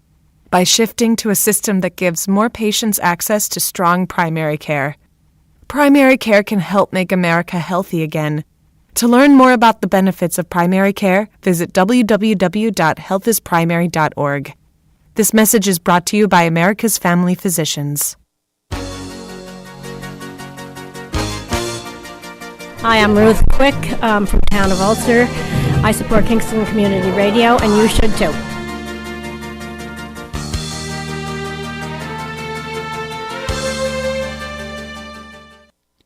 This portion of Kingston Community Radio is brought to you by Ulster Savings Bank. Visit their newest branch, conveniently located at the Ulster Commons Plaza in Lake Katrine. Experience the difference that local community banking offers with the convenience of another great location, easy access, plenty of parking, and a 24-hour ATM. Ulster Savings Bank, invested in community, invested in you. Member FDIC. That's insane. Okay, we're back. Before we get to our two new guests, do we have any birthdays there, Fred? Yeah, we got a couple of them. Okay, great. Gave one to Chief Priority and one to Captain Filak. Chief, want to start us? Will do. Wednesday, April 6th, I want to wish a happy birthday to Lorraine Waitman from your friends at the Hurley Pearls. And while we're at it, happy birthday to Pauline D'Alessio from your friends at the Girls' Night Out Book Club. So our birthday winner will get a Boyce Dairy Milk House famous cow pie from 62 O'Neill Street in Kingston, New York. The birthday winner for April 6th is Lorraine Waitman, and that is, once again, courtesy of Boyce Dairy Milk House and Kingston Community Radio. Congratulations, Lorraine. Tell us what time you want us over, and we'll stop by for our piece. And enjoy your birthday. April's a good month, I got to tell you. That's my birthday. Is it your birthday month? I got to say that's a good month. Best month of the year. Did somebody turn you in for a cow pie? What's that? No, I don't. Does it look like I need a cow pie? Well, it had something to do with the April Fool's. Yeah. The whole April birthday. You know, a lot of, I got to say though, with new faces here, and obviously the old faces aren't too busy to come back anymore. Yeah, we're going to learn new responsibility pretty soon, Lawrence. I'm going to be running the key. You'll be running the control board, yeah. I'm going to hold you to that. Lawrence is looking for a vacation, so he's going to train me on that real quick. Crash course, I think. I think you do a fantastic job. Oh, I think so too. Maybe you should retire and do that. I mean, I haven't screwed up this law enforcement thing yet too bad, so I figured I can't do that any worse on that. The year is young. You're right. Well, thanks for the support there, Mario. What else can I do? Oh, Lord. Welcome, everybody. We're all here. Kyle, you're sharing a pretty funny story where you did an April Fool's joke about your retirement. That was cute. So I was telling on the break, I was telling the guys I typed up my retirement letter and I emailed it to the town supervisor, Jim Quigley. Unbeknownst to me, he was actually out of town that day and waiting in the airport when he got the email. So he called me like an hour later, and he was playing me up because eventually he figured out that I was just pulling his leg on that one. So he was playing me up. He was like, I got to take this seriously. I got to forward it to the board. We'll talk about it when I get back. How we're going to work on this transition. And he was pulling my leg as much as I was pulling his. I got to say, I got my fiance a whole lot better though. She thought I was nuts. She thought I was all pissed off at the day, and I decided to just hang it up. And even though I'm eligible to retire, I have no intentions on it at this point. But we all are all in this room to know that feeling that someday we want to be there, sooner than later maybe for some of us. But when you wrote the letter, how did it feel? I knew you were doing it as a joke, but it must stir a little bit of emotion. Actually, the funny thing was the words flowed. The words flowed in it like it was like I was writing it like it sounds like a sign. Yes, like I had that feeling, and I got to say it's been we've been extremely busy. A lot going on, just not in the criminal element. We're up for reaccreditation the end of this month. Captain knows how that is. It's like it's like when you're cramming before a final or something like that. Even though everything's all in a row and everything's buttoned up, you're just you're trying to get everything in order, trying to finalize everything. Well, you're downplaying it because getting everything in a row, my understanding, is very difficult. So there's a lot of work, especially if you fall behind. If you fall behind, it's a big problem. And the biggest thing is, and we can all see, and even an organization like yours is still not big enough. There's just not enough manpower. Oh, absolutely. There's just not enough work. There's not enough manpower to do all the work out there. Besides like yesterday, where I was short a couple detectives, I was, a couple bosses, and we had a big incident at one of the local hotels. Nothing big that was threatened to society, but I went. You're sitting there helping out. I held the crime scene. I mean, I was the only body available, so I sat and held the crime scene until we could process it. And in the end of the day, you gotta do what you can do. And yesterday was obviously a total wash. I didn't get anything I needed it done, other than that finalized my day. So Lawrence and I talked about that even before Fred came in this morning. We have an epidemic in this country when it comes to recruitment and retention in law enforcement. Nobody wants to be cops anymore. I just taught at the academy the last 3 Saturdays, did introduction to crisis intervention. There's 15 kids in the part-time academy right now. 15. That's half, correct? I was talking to Deputy Chief Bonds. Usually like 34, roughly. Generally between 34 and 35. Now, when I taught at the full-time academy earlier this year, I think there was 34 kids in that class. And I say kids, probably some of them are in their late 20s, early 30s, but I'm 54. I'm getting old, so I can call them kids now. They're old enough to be my children. They had the same problem in Kingston when they just administered the test for entry level, and I think they had like 38 people take the test. Now, people are going to wash out during the background process, and they had 13 slots to fill.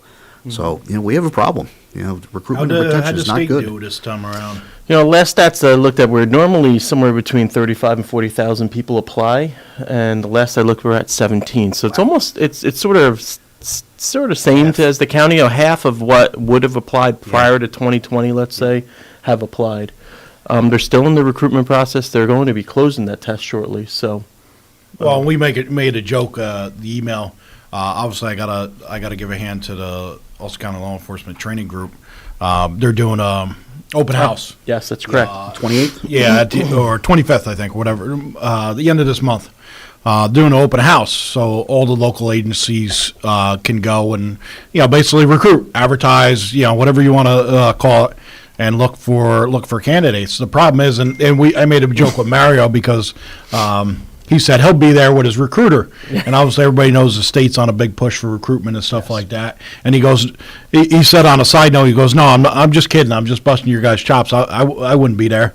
He goes, "I wouldn't take your candidates." I go, "Well, at least you might as well take them before we spend all the money and invest it in our end of it, and the state police ends up taking them anyway."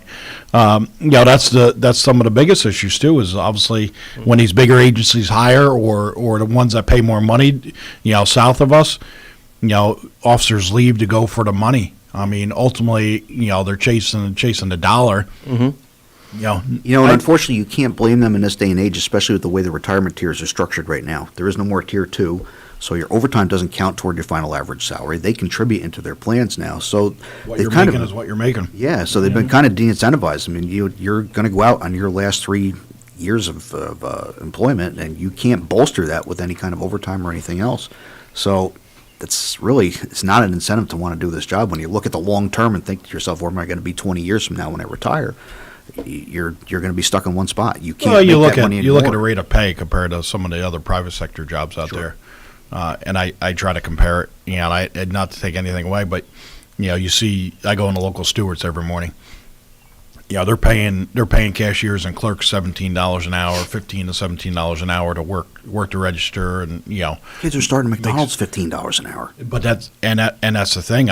I'm paying my dispatchers that. So now, how am I supposed to tell somebody, hey, here's the undue burden of handling a stressful situation? You could be handling a lockout to a homicide and be the one dispatching officers and taking the phone calls that day, or you go over there for the similar amount of money and very little stress.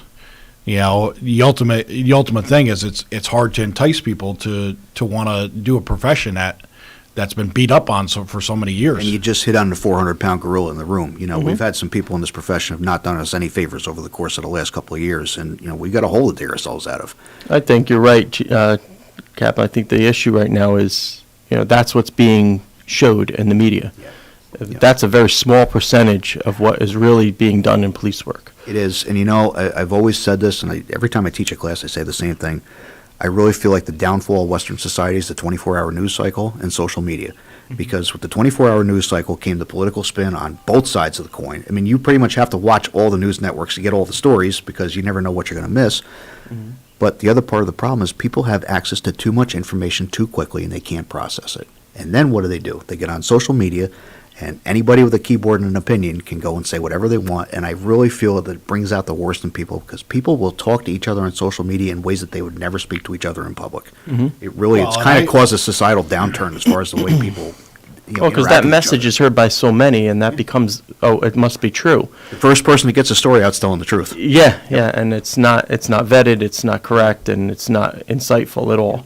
Has no fact. It's based just on look at it opinion. now. Like news is the night before. Like you used to have to wait till the morning of, to read the news. Now it's like you're reading it. It's old news by the time you actually get the print out. But there's no objective reporting of the news anymore either. Now everything has got a spin to it. I remember when we were kids, you'd watch John Chancellor or Walter Cronkite at 7 o'clock at night, and then maybe again at 11, and they would say, "This is what the news is." What did Walter Cronkite used to say? And that's the way it is, or something like that. But there was none of that spin imparted on any of the news. They told you what was happening, and they didn't provide any kind of a political viewpoint. Put out the facts, and that's what it is. Yeah. And, and we've lost that, unfortunately. So it's hard to get the straight It was story. different then, though. I remember we're all close enough in age. You remember seeing the Inquirer, Dolly Parton gives birth to a Martian baby. You knew that was fake, but people picked that up. They did. They picked it up and they read it. But now you see it packaged differently, and it comes on the news, so to speak. Well, and we don't realize it's tabloid news, and we consume it as though it was real, and that influences people's thinking. It's dangerous, kids, actually. Even my kids, they're 10 to 13, and they see the whatever. If TikTok puts it out, they know they see it. Yeah. I mean, because they're attracting an element like that, and they're like, oh, I heard about, and I'll try to shield them from incidents. They're like, oh, I heard about this, that. I'm like, how'd you hear about that? They're like, oh, I was on social media or Snapchat. Mm-hmm. Somebody snapped it, and it's like, they're reading about it. As kids, we didn't know. Unless we picked up the local newspaper, we didn't know what was going on. But see, that's the other problem with Generation Tech, and I've said this I don't know how many times. One of the things we teach at CIT is communication skills, and you kind of have to go back to the basics with people, because I'll tell them, you're Generation Tech. You can sit here and do this all day, but to have a conversation back and forth like this is a real chore, because that whole art of verbal communication has been lost on this generation. Mm-hmm. And where we see that, we're getting back to the hiring process and people, is the interview process. Yeah. When you actually sit down with a candidate, or our investigators, when they sit down with someone who takes our competitive exam, passes the physical piece of it, now they must sit down and speak with an investigator, someone doing their background, or you, Chief, as interviewing a new prospective police officer. It is more of a one-way conversation. You're trying to pull and solicit info from them. It almost feels like an interrogation than like an applicant interview, because it's like, well, tell me about yourself. And it's like pulling teeth. And it's like they're like sitting there looking at you. Not all candidates, some are well versed, but it's other ones is like, well, tell me why you wanted to get in this profession. And they're kind of mute to the fact is like they don't. They know, but they never communicated with anybody why. Yeah. And it's like, okay. And unfortunately, some applicants are lost in an interview process. They are. I mean, I even tell all my current employees for promotional processes and stuff like that. Because obviously there's always rumor, oh, that guy's already got it, or, he's got the leg up, oh, the chief likes him better. I don't make my final decision until the actual interview process. Because in the end of the day, it could come down to, like, they just blew the interview, and they could have been the best candidate going in, but if they just blew the interview and I don't have a good feeling about it, well, then, I most likely won't go with them. It goes right with that practical application, right? You teach at the academy, you teach at times. You can have someone know all of the data that's printed in a book or they see online. But when you get to a critical incident and you're standing there with someone, and the chief and I have both stood at many recently, don't let him fool you, he's out at everything. Yeah, he is. It's that decision process. You start to see how someone acts under pressure or is unable to make a decision, and that can be catastrophic for the people of the public. So as decision makers sitting at this table, all of us, you have to make a decision. So that's what we teach people. And if you can't, right, because just like when you interview someone and they're just sitting there staring at you, they haven't made a decision to tell you how, a little bit about themselves, or ask someone, of a millennial age, tell me what your passion is, and they're just going to stare at you. Yeah. Because they have no idea what that means. Well, again, I feel like that whole art of verbal communication is lost on this generation. Mm-hmm. I mean, I don't want to paint them all with the same brush, because some of them, we have a couple of people, some of our younger people that are really great with talking to people. Mm-hmm. And, just like with anybody else, you have people that are really good communicators, and then others are just not, and it's unfortunate. But I think that that whole tech generation is kind of taking that away from them because they've become so reliant on technology. I'll give you another classic example. We have computers in the cars. Now, when I started in 1989, there were no computers in any cars. There was a Niceman computer in the station, one computer, and that was it, Right. because all your reports are done on a typewriter. But these kids get so tied into technology with these computers that, God forbid, the computer goes down and they have to write an accident report or write a ticket, and they vapor lock. It's like, you can still handwrite a ticket. You can handwrite an accident report. You got to kind of think outside the box. Well, I'm sure you see it, but I mean, we take cars out of service now because the computers don't work. You do too. I mean, that's like, hey, why aren't you using that car? Because we have assigned cars. Be like, computer's broken. And we used to drive cars with. Remember the first car I drove in the town of Ulster? Half the light bar didn't spin. The rotator was We were just talking about that was last bad week. on it. Yes. So. And it wasn't like, hey, I was a young guy. It wasn't like I went and took a senior guy's car because, you would have lost it in the locker room. Hey, That would happen once. That's your assigned car. I don't care if half the rotator doesn't work. That's what you drive. Yeah. Get out there. Go fix it. Yeah. I think to myself, if these kids had to ride around a 1982 Dodge Diplomat with leather seats with no air conditioning at 3 o'clock in the morning in July when it's 80 degrees out, it'd be a little bit of a struggle. It's good to. It's fun to laugh at now. We're Yeah. laughing. Yeah. Obviously, society has dictated the involvement of technology. Yes, it makes our life easier, right? It does. It does. Quicker, easier, faster. Everybody Definitely has makes it everything more at their productive. fingertips. And absolutely, for political official or us, we're working from our phones. Yeah. I call mine my electronic leash. Good and bad. You Good know? and bad. Oh, there's benefits to everything, definitely. Okay. But like I tell everybody, if you call my desk phone, my voicemail comes in an email form to my phone. Or if in fact I can have it roll over to my cell phone if I want to get crazy enough.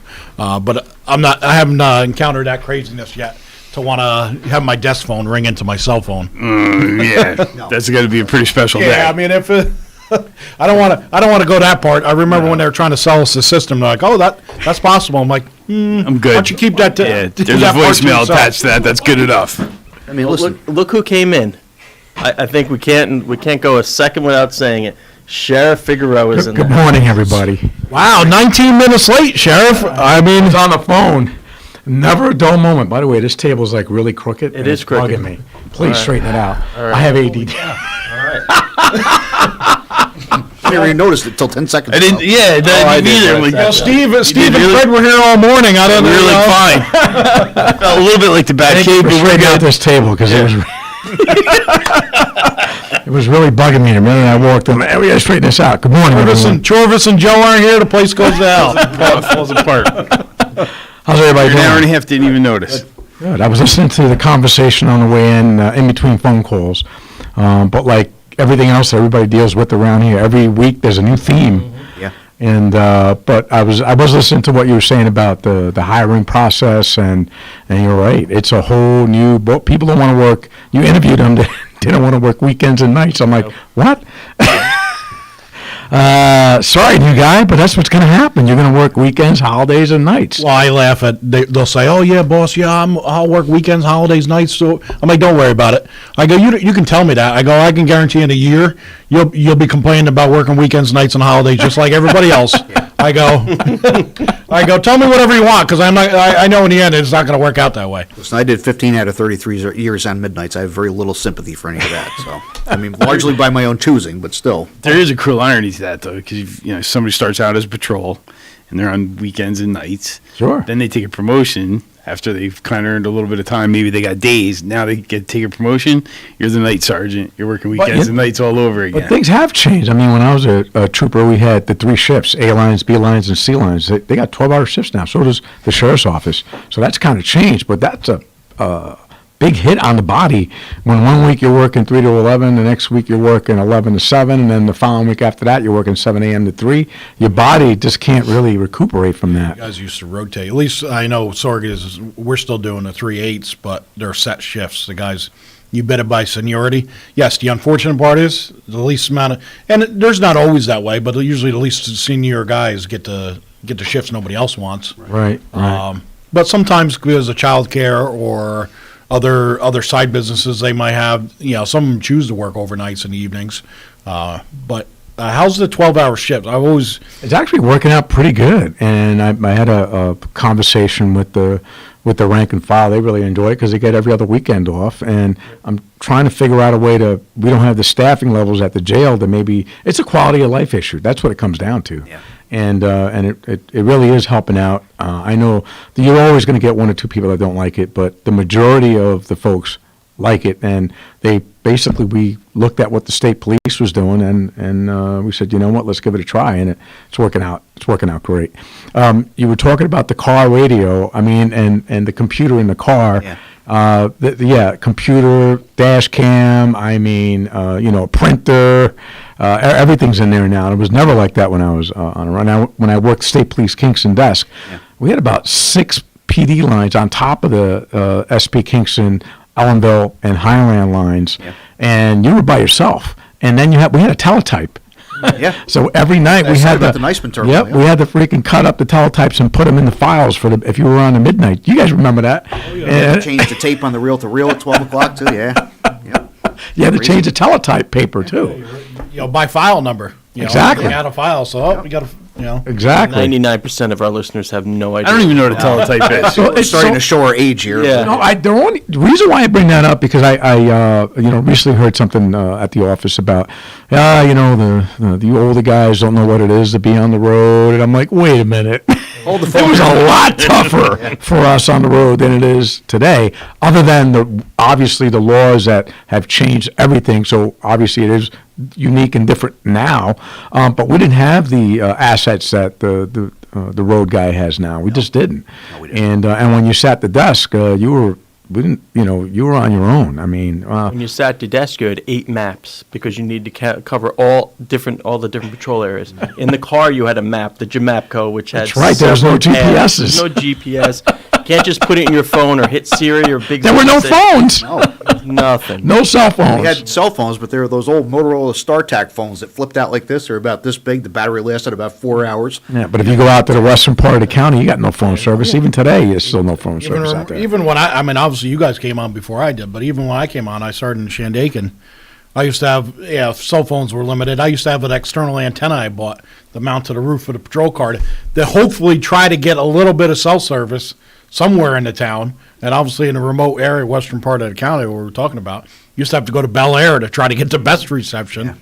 Yeah. I used to go to that phone booth at the gas station at the end of Big Indian. You guys know what I'm talking about. They took it out. I heard they're gone.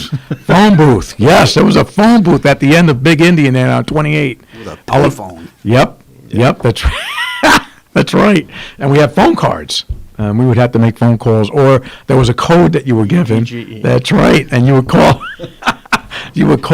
Collect and put the code in, and that's how you communicated back. If you're out in the western part of the county, you had to call Oneonta on state frequency because that was the only connection that you would have. And Oneonta will call you, contact your station, so you go to the phone booth. It's like Batman. You go to the phone booth and you make the phone call. Holy cow, that's so inefficient, though. You spend half the time getting the communication. Well, it's better than horses, Yeah, I'm going to date myself again now because you'd go to the phone booth after your pager went off. Oh, yeah, the pagers. Tell you what the number to call. That was it. That's all you got. You knew to call. Yeah. Yep. So I saw the captain yesterday. I was up at Albany. I was a guest speaker. It was funny. It was a last-minute thing. Wait. I'm going to stop you right there. Talking to the sheriff on the way up there. I'm going up there. We're talking about other issues in the county, staying You guys connected. carpool? No, we didn't. I didn't know he was going up.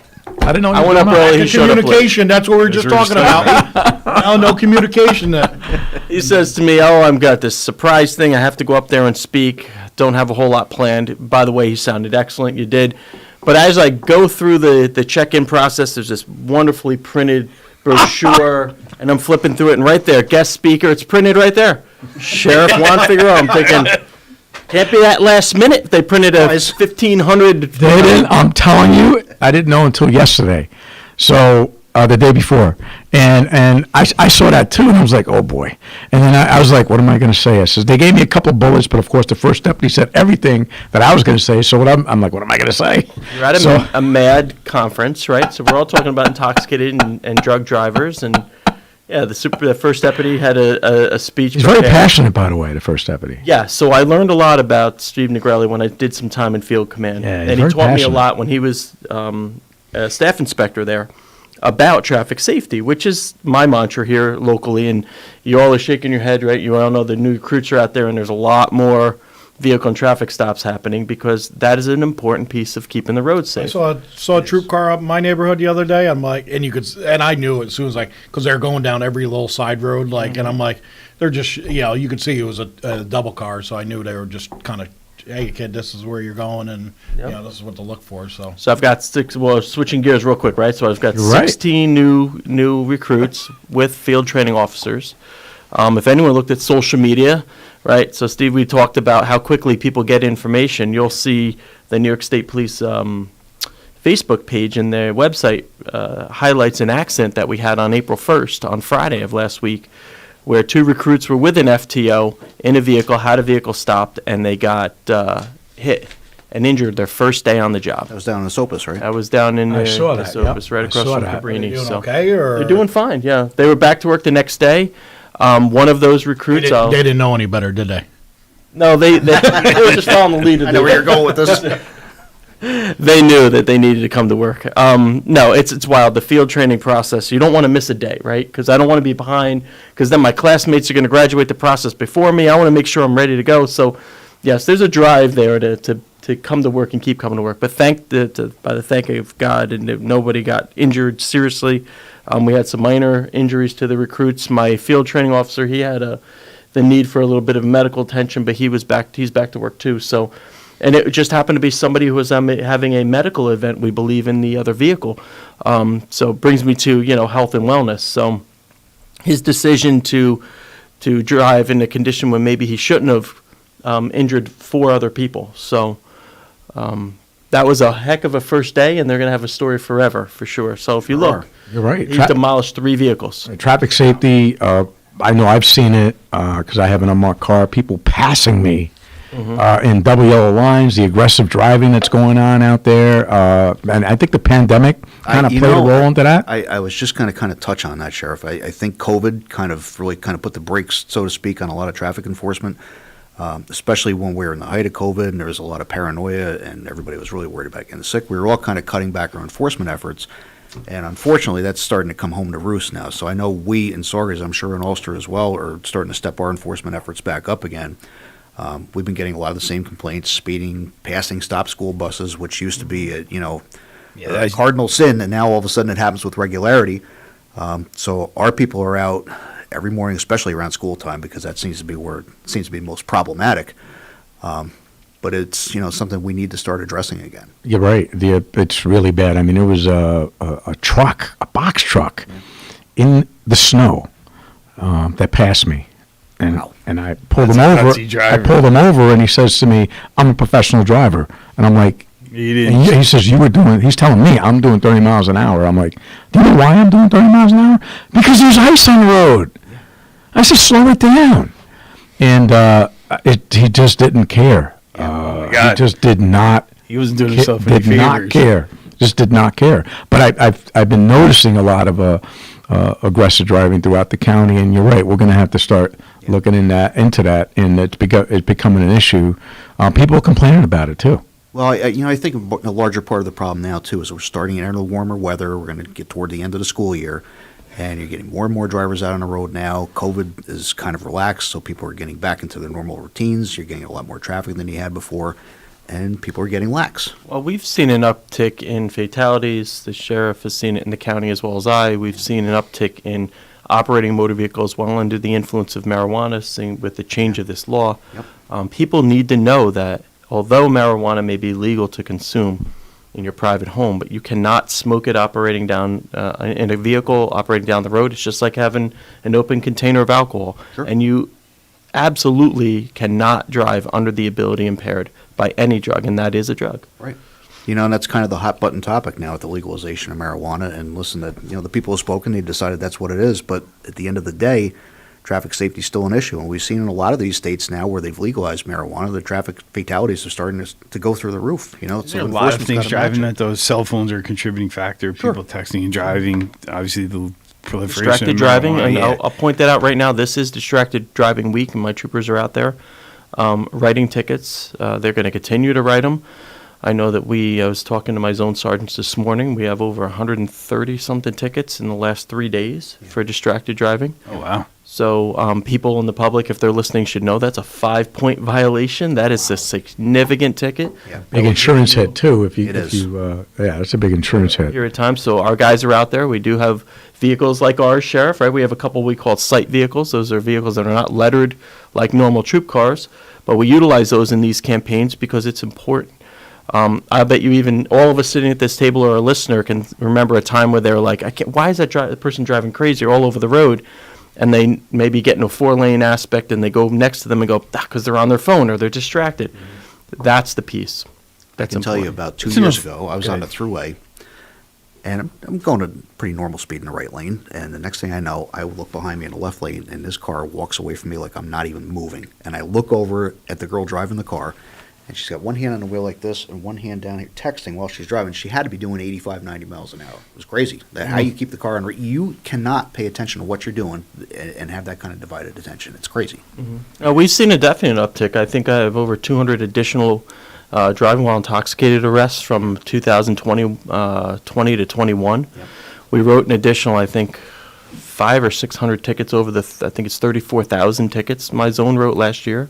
So people are out there violating the law, and a lot of that is speeding and aggressive driving. It is. And fatalities did go down last year compared to the following year, but personal injury accidents went up. Yeah. Like a good 20%. And Remember that it's dangerous. the previous year, Sheriff, was 2020 when people were really in their homes. Yep. Yeah. So we almost have to erase that year and go to 2019. I've been comparing 2019 to 2021 now, just because people, and let's talk about the influx of some of the people that don't normally drive these roads. We've had people move from Jersey, New York City, maybe some of the bordering states that have come to our state or to the Hudson Valley. By the way, beautiful areas we all know sitting at this table, but they're not familiar with the roads, and they're going maybe a little too fast, and then that hairpin turn comes up and Driving too fast and steering too slow. Right. Yeah. It goes back to the whole fact is everybody, it's just like society has dictated social media. Everybody wants something quick. Everybody's in a rush, right? Everybody wants to get there. Everybody's got to get something. Everybody's late for work or trying to get home or running their kids here. We have dictated the fact as life is supposed to be a rush.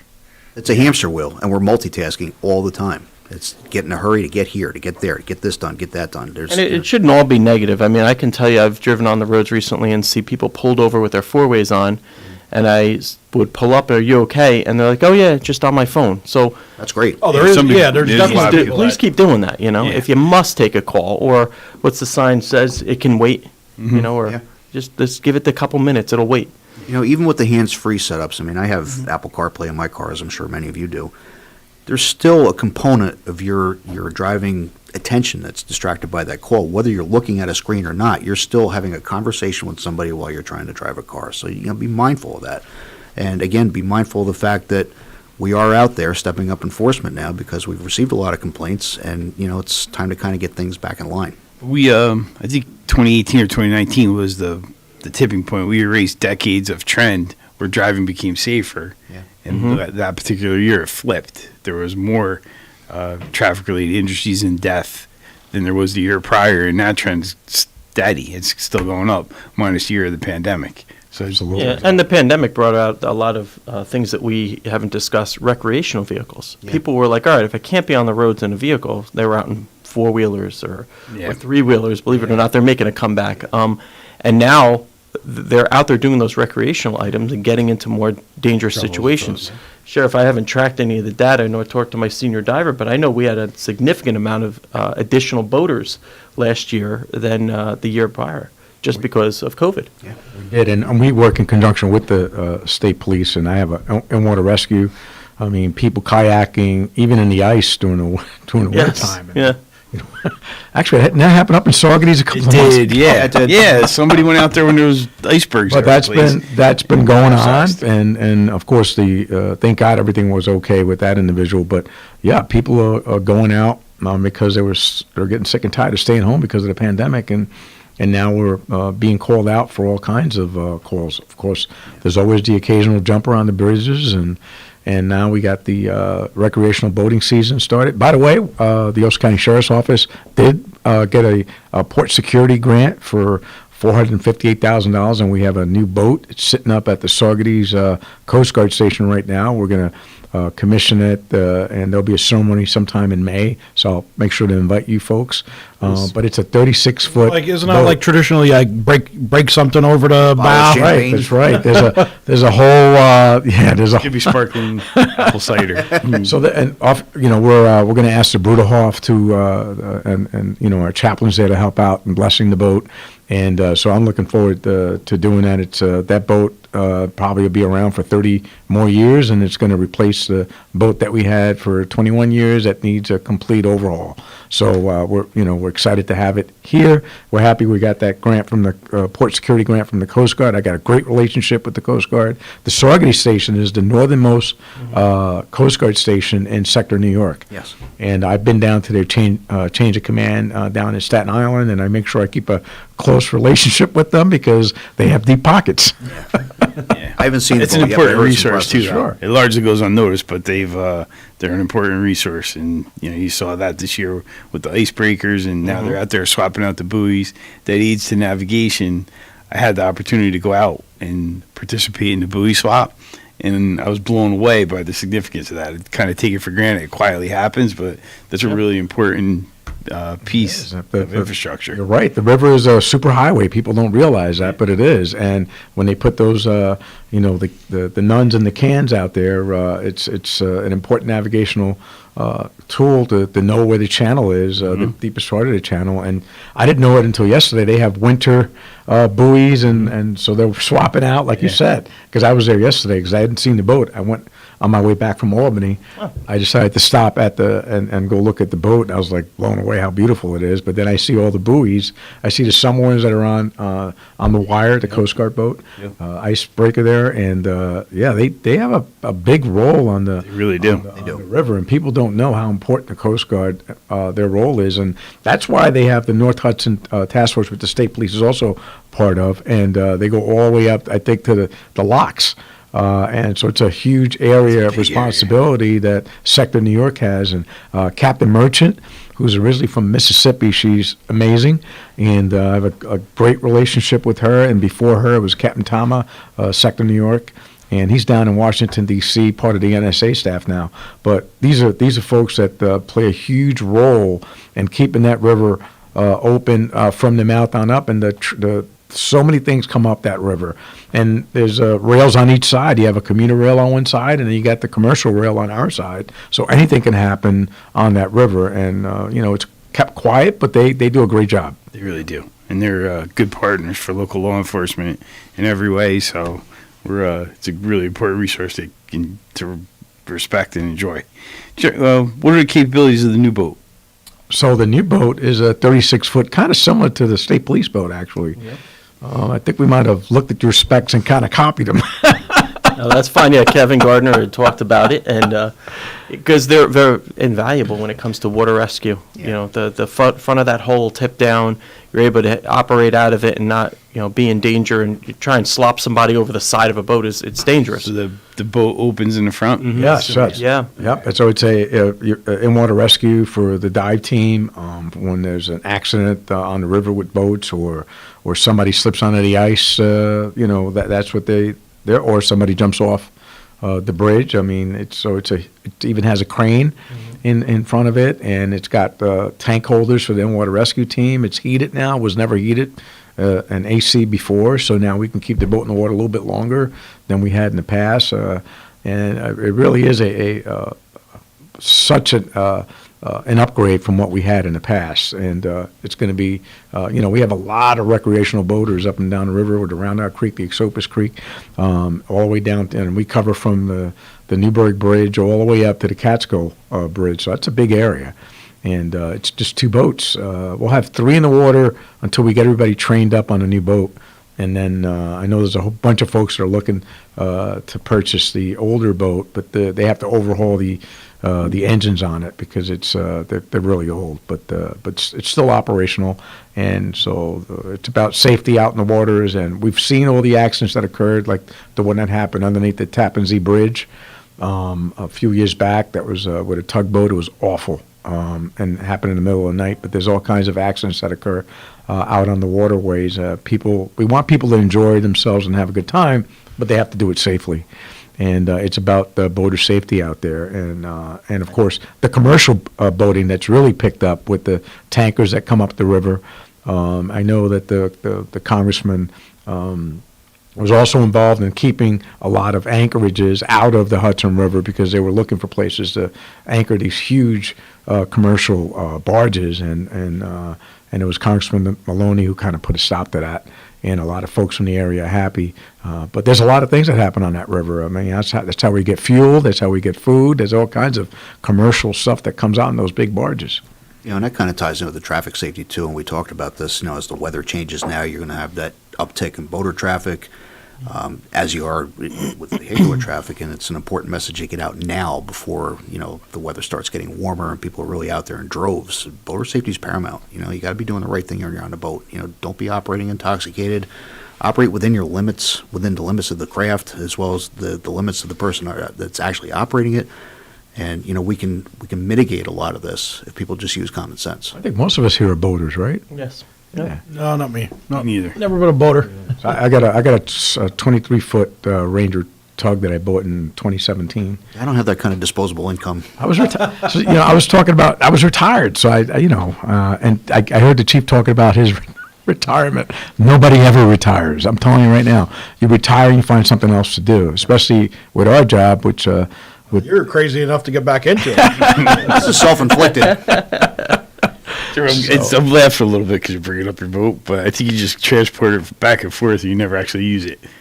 I don't use it as much because I'm the sheriff. You're You're busy, right. yeah. It's brutal. You're right. I do go fishing out in the Gulf of Maine, like maybe once in the summer. I used it 3 times last year. I did bring it the year before, but I got to use it every weekend, out of the Rondeau Creek. But then I just get so busy that it's tough to use. You guys know it gets busy around here. We talked about that this morning. If we had 36-hour days, I think we'd be all set. But, I thought that once I got to this point in my life and I hit my 50s, things would start to slow down. I'm busier now than I've ever been in my entire life. And you talk about retirement, joking around about it. I actually kind of toyed with the idea of it last year.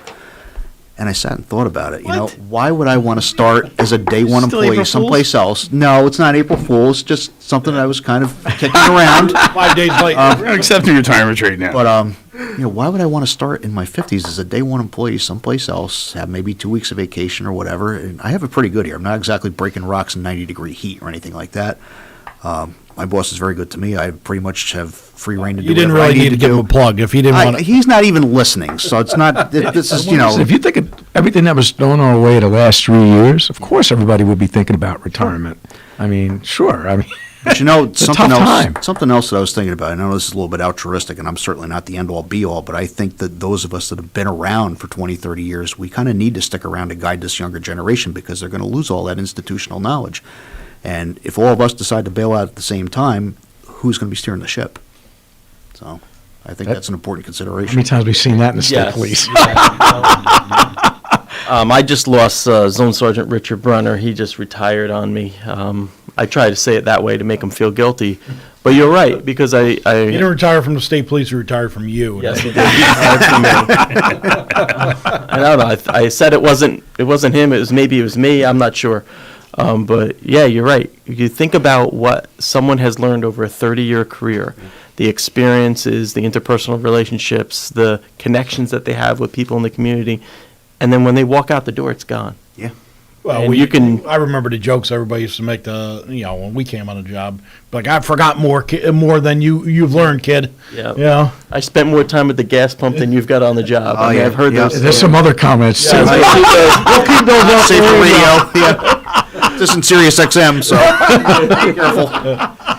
Well, you try and teach the next, the people below you. Like every day, I even tell my boys this. Every day you got to learn something. Yeah.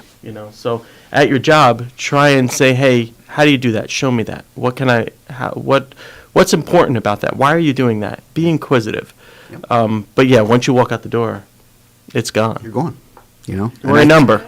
I don't know. I got to tell you we have that responsibility. We have to pass that knowledge on. I got Sheriff's coming back. Well, listen, I got to tell you that retirement. I was the same way. I'm like, I'm going to do 20 years and I'll get out and I'm going to do this and I'm going to do that. And blink of an eye, I'm at 25 years at that point. I went on a Friday just to go check my numbers, and I put my papers in right there and then. I didn't want to give myself a lot of time to think about it. In reality, because we don't ever do this, our jobs won't allow us to do this. What I really needed was like 2 straight months off. Yeah, we talked about that. That's what I needed. Yeah. But unfortunately, we all get burnt out with what we do sometimes. But we can't afford to take. First of all, the jobs won't allow us to do it, and then we just can't afford to do that.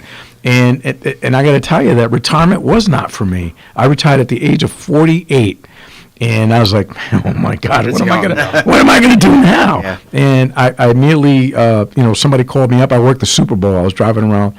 Paul Allen, the owner of the Seahawks, in 2014 when they had the Super Bowl down in Jersey, and I would have done it for free. I got to see all these, at the brand new MetLife Stadium and all the professional football players, and I mean, wow. Then I really realized how rich people really live and how different it is for us working folks. And oh my God, it was an incredible experience. And then, of course, I went to the corporate world for 5 years, and although it was fun the first couple of years, the traveling was brutal. When you lose your luggage a few times, that's why I don't do any layovers anywhere. I'd rather drive 2 hours to an airport to go to a direct flight than doing a 2-hour layover at an airport. I can't do that, and that's just my mindset. In the Marine Corps, I traveled all over the world in the Marine Corps, so every couple of years I was buying luggage. So I finally got some really good luggage that I've had for the last 10 years now, but I got to tell you that the traveling really got to me. But it was good to see what I brought to the table as being a retired law enforcement to the corporate world, which is really a unique experience, but it was so busy.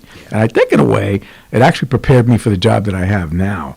It was just super, super busy all the time. There was so much that the pile was so high, you can only focus on the important things, and then when you got to the smaller things, you can get to it when you get to it. Well, I think we all have to triage like that. It's the cost of doing business. It's just but you're on the left lane your whole life, and then you're going to go into the driving lane. I'm going to tell you right now, it's not as easy as it looks. And that's why I couldn't do it. Even just contemplating it, and I started thinking about all these things. It's like, you get comfortable doing what you're doing, especially when you've been doing it for this long. It just becomes second nature at some point, Right. And then when you start adding up all the pros and cons on both sides, it's like, maybe I'll just stick around for a while and see what happens. And it's funny because all my guys that are close to 20 years have these countdown clocks on their phones, have these apps. And like, I got 115 days left. Well, I did one in reverse, and I have 4,800 days ago. So here I am. I do want to talk about a community gun buyback that's coming up involving a lot of the folks at this table here. So we're doing a community gun buyback, and it's something that it's in conjunction with the Attorney General's office, Letitia James, Kingston Police Department, Ellendale Police Department, Saugerties Police Department, New Paltz Police Department, and it's the Anti-Violence Effort Response Team that we started last year. That's Mario Tagliafiero, and it's going to be Saturday, April 30th, between 10 a.m. and 2 p.m. at the Andy Murphy Midtown Neighborhood Center. So if you bring in an assault rifle, no questions asked, we're going to give you $300. A handgun's $150. A rifle or shotgun, $75. Or non-working or replica antique gun is $25. If you have a pistol permit, we're going to be giving out free gun safes as well. So we have at least 50 of them. So please come on down. Again, the date is Saturday, April 30th, 10 a.m. to 2 p.m. at the Andy Murphy Midtown Neighborhood Center. And again, we're looking to get some guns off the streets, and no questions asked. Assault weapons, $300. Handguns, $150. Rifles or shotguns, $75. And if you have a pistol permit, you want to get a safe, because we want people to have their weapons secured in their homes, we're going to give out free safes. And we do have partners in this. It's the New Action Alliance, the Ulster County Career Center, of course, the Ulster County Pistol Permit Bureau, Oracle, Avert, and many, many more. I know there's another group, but I can't find them on my letter here, that's helping us out with the safes, but I can't find out where they're at. But if I do, I'll jump in and say it. But again, it's Saturday, April 30th, 10 a.m. to 2 p.m. You think the town would be offended if I turn in my duty weapon? I mean, it was $150. $150. That's an important important drive. Weapons, obviously, some may have them in their homes. A loved one may have passed away. They have no idea what to do with them. They're afraid of being arrested or held criminally liable for them. This is a way for them to bring them in, no questions asked, like the sheriff said, an amnesty program, and you'll get a little something for it. Right. One last point, if you want a gun safe, you got to display a valid pistol permit in order to get the gun safe. Oh, there's illegal guns out there. My guys just last night got a ghost gun, handgun, loaded 9mm handgun off the street. I mean, it's the fact is they're out there. You know, Ghost guns where the serial number had been erased. yeah, exactly. Well, so there's the ghost guns. I'm not correcting you as much as I'm educating, because I had a significant case when I was in that narco unit. The ghost guns you can buy the different pieces of the guns, and they're not serialized. They have never been serialized. Some of them are printed without, they're all printed without serialized numbers. But people will then display them, not display them, but they'll manufacture them at a residence or at some other place and then sell them. They're just not tracked. The ATF has no tracking of them. There's no strict accounting of them. So there's folks that can order the parts and assemble it. Yes. Yeah, you order It's them totally illegal, but that's They're what out happens. there. So there's no way to track this weapon. We have with CODIS, we'll actually test fire all the guns, and we have a database. So if there is a shooting, we'll take that projectile, and it can be matched up to a gun, and we can trace it all the way back to its original manufacturer and who owned it in between. Well, these guns eliminate that option, and that's where they are a black market gun. Those are the guns that the criminals were going to do illegal things with. So that's why they're discouraged. But they love them, and it's good that you got one off the road. Your people should be commended for that. The state police have been working a strict gun initiative and have been for many years because of the dangers of those weapons. And the State Police Special Investigations Unit actually is the forefront on that, and we work hand in hand with them, and they do a phenomenal job. And actually, the captain brought up a great idea at a last community meeting that we had regarding, how we can get guns off the streets. And we're actually reaching out to the Kingston Interfaith Council to see if we can collaborate with them. And this way folks can feel comfortable. And the reason why people won't turn in weapons is because they're afraid they're going to get arrested. Right. We just want the guns off the street, folks. That's it. We're not looking to arrest you. We're trying to get them off the street. And one of the things was maybe we can put a drop box for guns. Maybe we can work with the Interfaith Council. We haven't figured out the details yet, but we're looking to figure something out so people can feel comfortable in dropping them off and getting them off the street. It's very important to do. Every law enforcement agency has some type of program to try to do that. Sure. It's a challenge for folks that are going out there to these illicit weapons are problematic. They're not folks that are target shooting or doing it the right way. They're there for a nefarious reason to begin with. Exactly. And it's usually family members that'll see it, and they don't want their loved ones to get in trouble, so they just pick up the weapon and say, look, I'm just going to get rid of this thing, and let me contact someone, and that's going to be, hands off, and nothing's going to happen. I just want it off the streets. And it's usually the family members that step up and get involved and say that they don't want their loved ones to get in trouble or kill somebody over some beef. Times have changed. Back when I was in high school, most things were settled with the fists. That's not the way we do things anymore. It's more about talking and communicating, and definitely not with the weapon, though. I mean, that's just to make a mistake like that and end up doing 30 years in prison is just, you're never going to get your life back, and it doesn't make sense. And so it doesn't matter where you're from, who you are. It's better to talk about things and figure out a solution rather than going with your emotions because you have a weapon in your possession and committing a crime like that you can never take back once that trigger's pulled. That bullet's gone. There's nothing you can do once it goes and where it's going to end up at, and your life's going to change with a blink of an eye. Well said. There you go. Minds think alike. Yeah, no, it's definitely well said. Well, you two are, Lord Jesus. And